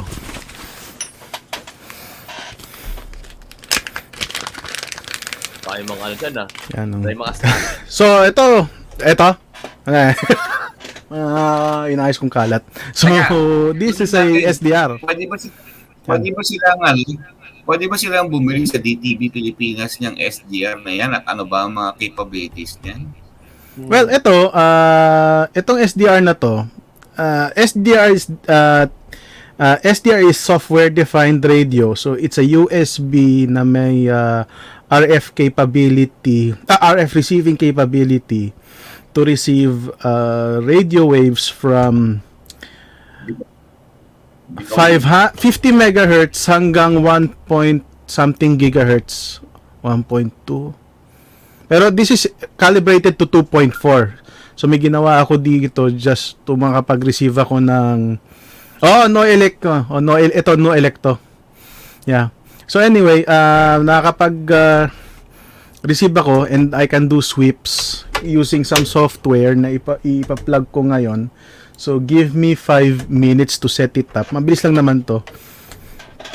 So ipa-plug ko lang siya sa 1 minute. Plug ko lang to. Ang kaya ko ma-sweep na yung TV. Pero ang radio kasi, kaya ko din. But the problem is yung antenna ko, hindi ganun kaganda. So, teka, kita na yung kalat eh. No? So, i-on ko lang yung program ko. Sandali. Teka, ba nakita tayo? Parang may nakita akong tikoy sa lamesa. Ayun. Okay. Ang kaya ko lang ma-sweep ngayon is TV. So, pero i-calibrate ko pa to sweep FM mamaya. So, how can I share screen dito? Yun o. To answer Rolly Graham, nasagutan namin po yan kanina. Yung sa akin transmitter. So, dali lang ha. Ito si Jacob, meron siyang question if would it be there be a time na mag-satellite radio ang Philippines like Sirius XM? Imposible. Market, hindi, medyo impossible yung market ngayon. Sirius XM is a very complicated,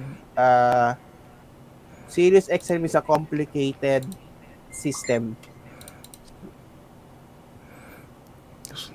Medyo complicated kasi ang Sirius XM. Pat, baka may naka-sign off na ng mga channel. Ha? Di ba sign off na ngayon mga siguro may mga digital pa rin naman. Meron. Meron pa Actually, naman. nakita ko na, teka, hindi ko lang makita kung paano mag-share screen. Ayun, kita ko na. Pasensya na, medyo... Okay.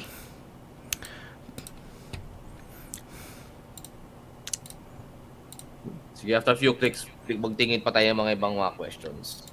Sandali, ikot. Camera, extra camera. Okay, may extra Okay, camera lang pala. just to make clear Hindi pala sa sabi ni si Zach Alvarez. Actually, yung HD radio is not a standard. Hindi natin it's not an adopted standard by the NTC. Rather siya, ang mga nag-HD radios more on voluntary basis if I'm not mistaken. Okay, so ito. Naka-plug na SDR ko. So, I'm sweeping the whole... Whoops. Paano ba to? Ayan. So, I'm sweeping the whole band of UHF here. So, kung nakikita ninyo, ang may active dito si 497, si 545, si 561. And ito, si 609 analog yan. Kasi makita nyo may dalawang tulis din sa baba. Tapos itong si 6... Yan. Yung mga flat bars na yan, digital yan. Yan, digital siya. Pero ito yung mga analog. Now, for FM, I think I can tune this to FM maya-maya para makita natin yung effect, para makita natin yung pagkakaiba ng digital sa analog. So anyway, yun. Basta yun, ano lang, para lang alis, maano na ngayon natin yung mga claims na yung HD radio is an adopted standard. It's not an adopted standard by the NTC. Wala pa tayong national digital radio standard. Mhm. Pero ang alam ko is yung HD radio is endorsed or adopted by some KBP members. Yun ang medyo malinaw with regards to HD radio. Pero yun, Ako kasi kagandun yun lang mas malinaw. Oh, yan. Sige sir. Medyo malinaw.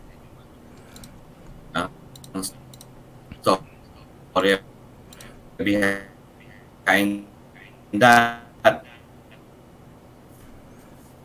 Ay na lang yun. Puputol yata po kayo, sir. Parang mabigat para ikwento ko pala dito yung ano. Pero sige, sabihin ko na rin. Sige. During the KBP event, pinag-uusapan pa lang yung digital radio. And then one of the proponents of digital radio was able to talk to the president. And then sinabi na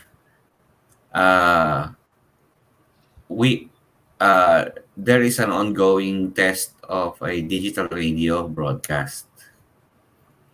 So, nung nag-speech yung president, si President Arroyo, sabi niya, congratulations to the KBP. I heard you're already on digital. So, parang naging de facto, yun yung standard na pasubo yung KBP.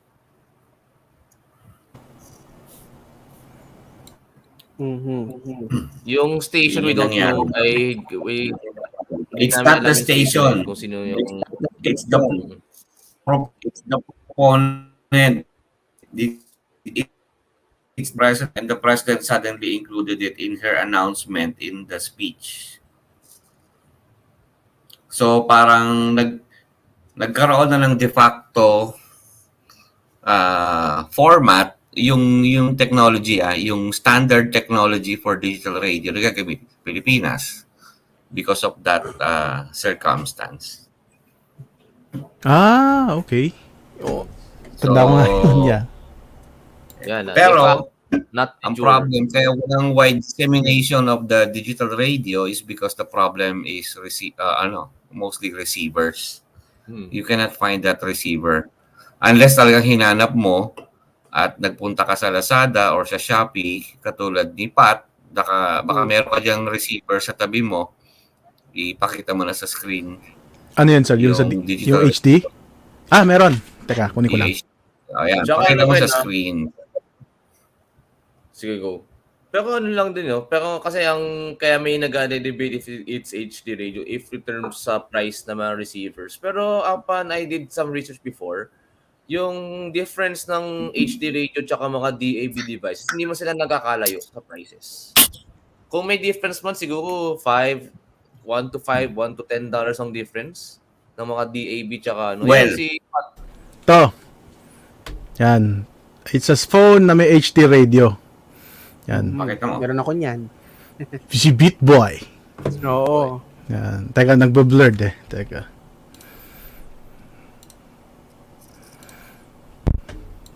Yan. Yan. Ito, this phone has a HD radio receiving capability. And kaya na rin mag-receive ng analog FM na ito. Nung nagka-broadcast yung mga stations ng analog, ng HD radio, okay naman. But ang problema lang nito ngayon is bloated na yung battery. So, Sino kaya ang manufacturer niyan? kaibigan natin yan, sir. Siguro pagdating sa battery na yan, Pat, baka makahanap na lang tayo ng compatible. BLP. Ayan, BLP yata to. Baka Nokia yan. Baka I don't know. makahanap ka ng compatible. Hanap ako. Pero, Yan lang ang problema nito, bloated na siya. So, hindi ko siya magamit kasi pag pumitok, patay tayo dyan. So, Hindi ba yan compatible for USB? meron, may USB naman siya. Ito, may USB. Oh. Ano lang, So, kahit ano makita lang, mo, ayun, may USB on siya. power lang. USB power lang siya. Sige, try ko pag-experiment one time. Sige. Try ko sa Ako pag-experiment. off topic na tayo sa Bitboy na yan eh. Yeah, but actually, nagamit ko na to eh. Very, very good. Okay, yeah. Very, very good naman siya. Di ba may phone capability? May phone na okay. This is a weird question, but ayun, si sir. Like, yeah. Phone na mag-transmit? I don't think so. Baka mag-receive. Pwede. Pero mag-transmit, parang wala pa. Wala. Receive, oo. Yan, like ano. Oh, wala. As far as I know, wala. But, eto, okay to. Kasi hindi naman lahat din ng mga phone manufacturers Guys, lalagay- if we're through with digital TV, Yeah. and the subject matter natin kanina, Yeah. and we're shifting to digital radio, which I believe should be covered by a separate episode, then I can wrap up, and then we can. I can wrap up, and then you can continue if you want. I guess, Yeah. ano na rin It depends tayo, on- pwede na rin tayo mag-wrap up na rin. Kasi it's already past, ano na. Ano sa ba? Oo, Oo nga, alauna na. Hanggang 1:30 na rin eh. Pero yun nga, Yun lang, yun. answers the digital radio question. Yeah. Well, we can tackle naman digital radio, pero yun nga, let's separate this for another time siguro if we are ready to answer most of the questions, including radio programming, chuchu and mga churbakels about radio in general. So, Medyo lumalayo na. Ang dami ng tanong ko sa radio anyway. Diretso tayo, tapos biglang gumaganon na eh. So, ayun. Huwag So, I na guess, tayo.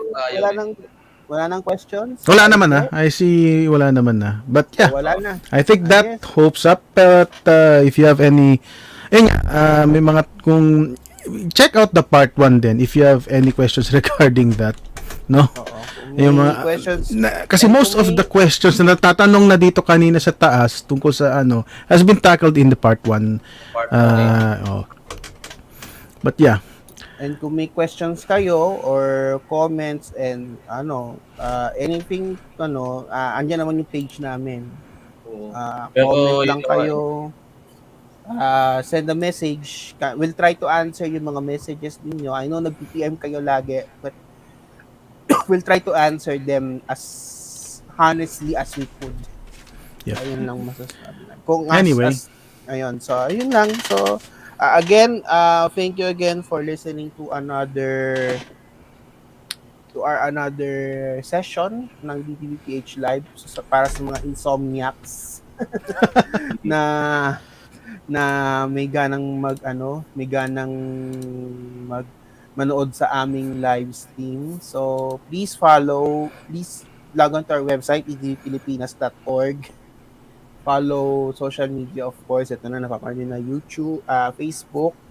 Like din yung YouTube page namin.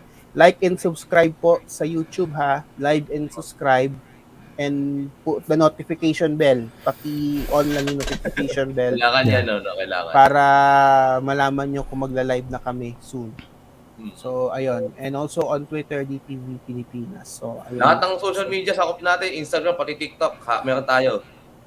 Yeah, lahat. So, yun. So, again, And I would highlight like ko lang. to thank talaga the presence of Sir James for Ayan, being thank our you kay guest. Sir Thank you very James. much, sir. Follow niyo yung kanyang YouTube account. Click, may bell? Hindi ako familiar sa YouTube eh. Press, yan gusto ko yan. Pagkatapos nito, kuha ko niyan. Ako, tubig lang. Yan, Tubig kuha ka lang ng ako. instant text na rin, aside Tubig from lang that, ako. live Pwede ring share. strong zero. Pero, lumalayo na tayo. Di ba nga, we'll stay away from digital radio, baka mapunta pa tayo sa algo. Tubig na. Sir, tubig lang. Uhaw. Kumakati na lalamunan ko, sir. Kumakati na. Yes, sir. Any last, Any last- last words? Any last, Last comment, sir. Ito, oo. Sige, si sir muna. Kulang lang sa tiko yan. Kulang sa tiko yan. Pagka sinubukan mo ng tiko yan, at ang makakatisa na lang muna makakapit sa tiko, ibababa. Sige, sir, ay hintayin ko yan. Ito, merong ano si Jay eh. Huh? Lemon ko. Hindi ko pa na ano yan eh. Ano ba yan? Natikman yan, yung lemon, strong lemon na Santorini. Alam ko yung Stone Zero. Bakit? Oh, yun, wala tuloy si Wait sir. lang to. Pero disclaimer, we're not sponsored about this mga drinks. Pero yun, yung Strong Zero is like, Like a disclaimer, understandable Sprite na yun. or We're Sprite. not Oo sponsored. naman. Si sir nawala na naman. Nawala na si Oh sir. my. Anyway, so ayun. So anyway guys, I thank you again for I think di nababalik si Sir James. So I think we're already down to our last few minutes ng ng live natin. And thank you sa mga nagtiyaga. I know na mahirap kaming tiyagain for 2.5 hours. Pero thank you pa rin sa pagtitiyaga ninyo. Again, Ayun. Ayun, bumalik si Sir James. Ayun. Yun. Okay. Sir, any last any final words for this night para natin? I think this episode is very effective in eliminating the misunderstanding and fostering further education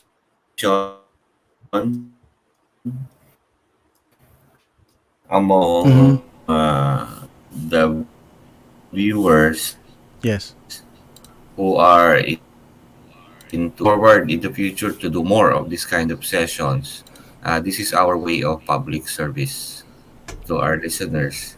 And unfortunately, I don't know why Jay Agono is not in this episode. So, but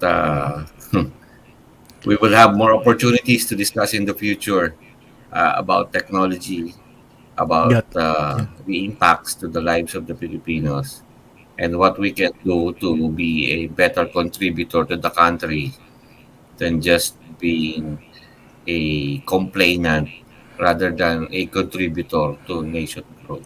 Thank you guys for having me. Thank you very much, sir, sa Thank inyong you mga very much insights. again, sir, for your insights. Yan. And Nasa refrigerator pa yung akin eh. Para malamig. And sir, ingat kayo dyan sa site nyo Yes. dyan ha. I understand na nasa kayo, hotel yata kayo, sir. Hotel ba?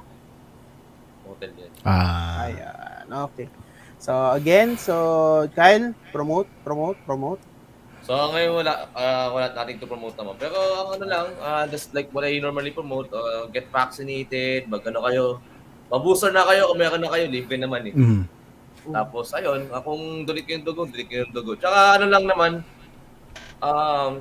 just keep on watching our shows na rin from time to time kasi naman kami mag-a-announce naman kami kung kailan kami magla-live. Tsaka minsan talagang may mga biglaan lang. Pero most of the time, talagang mag-a-announce naman kami. Mm. Yeah, minsan lang talaga biglaan.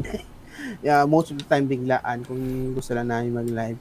So, Yeah. okay. So, Pat, may po-promote ka ba? At mayroon ako nakikitang background. Ano yan? Hoy! Kala ko YouTube channel eh. Kala ko YouTube cooking channel eh. May, Nangyari doon? Background ng DTV yun eh. Hindi, ipapot pa rin yung cooking show. may Ayun. paki-promote. Ano, Jay? Hindi ko alam yun. Anyway. Mag-promote. Okay, anong tawag dito? Nasa 144.700 MHz ako pa rin. And then, Twitter ko is at PBCNX, yes. And, anong tawag dito? Ayan, follow, like, subscribe sa YouTube ni Sir James. Follow, like, subscribe sa YouTube ng DTVPH. Ako may YouTube ako pero di ko ginagamit. Tapos yung anong tawag dito? Yung tawag dito. Ano ba? Twitter ko, yeah, PBCNX and Facebook. Thank you. Okay, and for me naman, of course, please follow Red Mendoza on Facebook. That's fb.me/Red Mendoza PH. Twitter.com/Nikira8EN. Twitter.com/RM Mendoza MT for news about for my journalistic exploits, of course, the Manila Times. And of course, Red Mendoza on the Manila Times, may malaking Facebook page din doon. And of course, please like and subscribe to the Manila Times on Facebook, YouTube, and also please subscribe to our digital edition. 2 pesos lang per day. So for 3 pesos and 50 centavos lang pala per day. So please subscribe to our digital edition, tmt.ph/digital. So get your news from the Manila Times. Of course, your news source of choice, trusted since 1898. So again, thank you very much for watching our live stream. Again, this is Red Mendoza in behalf of everyone. Kyle, Pat, and Sir James sa taas. Thank you very much, and we'll see you next time. Good night. And, Good night. good night at saka good night, advance happy Valentine's na rin sa mga mag-single dyan. Kahit sa mga single dyan, happy Valentine's pa rin sa inyo. Tanong ano daw gagawin natin sa Valentine's? Work! Nasaan na ba yung tanong na yun? It's a Si work Jim day, nagtanong so- nun Si Jim. But yeah, Valentine's a Hindi ko makita yung tanong niya Ano daw gagawin natin? Ako, magsisweep ako ng frequency. Ako, sweldo. Sweldo. Hindi, Bayad utang. aside from Valentine's Day, always remember it's National Juan Ponce Enrile Day. O nga, birthday niya, no? So yun, it's a Juan Ponce Enrile Day. At saka it's a work day and not a national holiday. Yan. Okay, good day. Good night sa lahat. And yan, good night. Good night. Good night.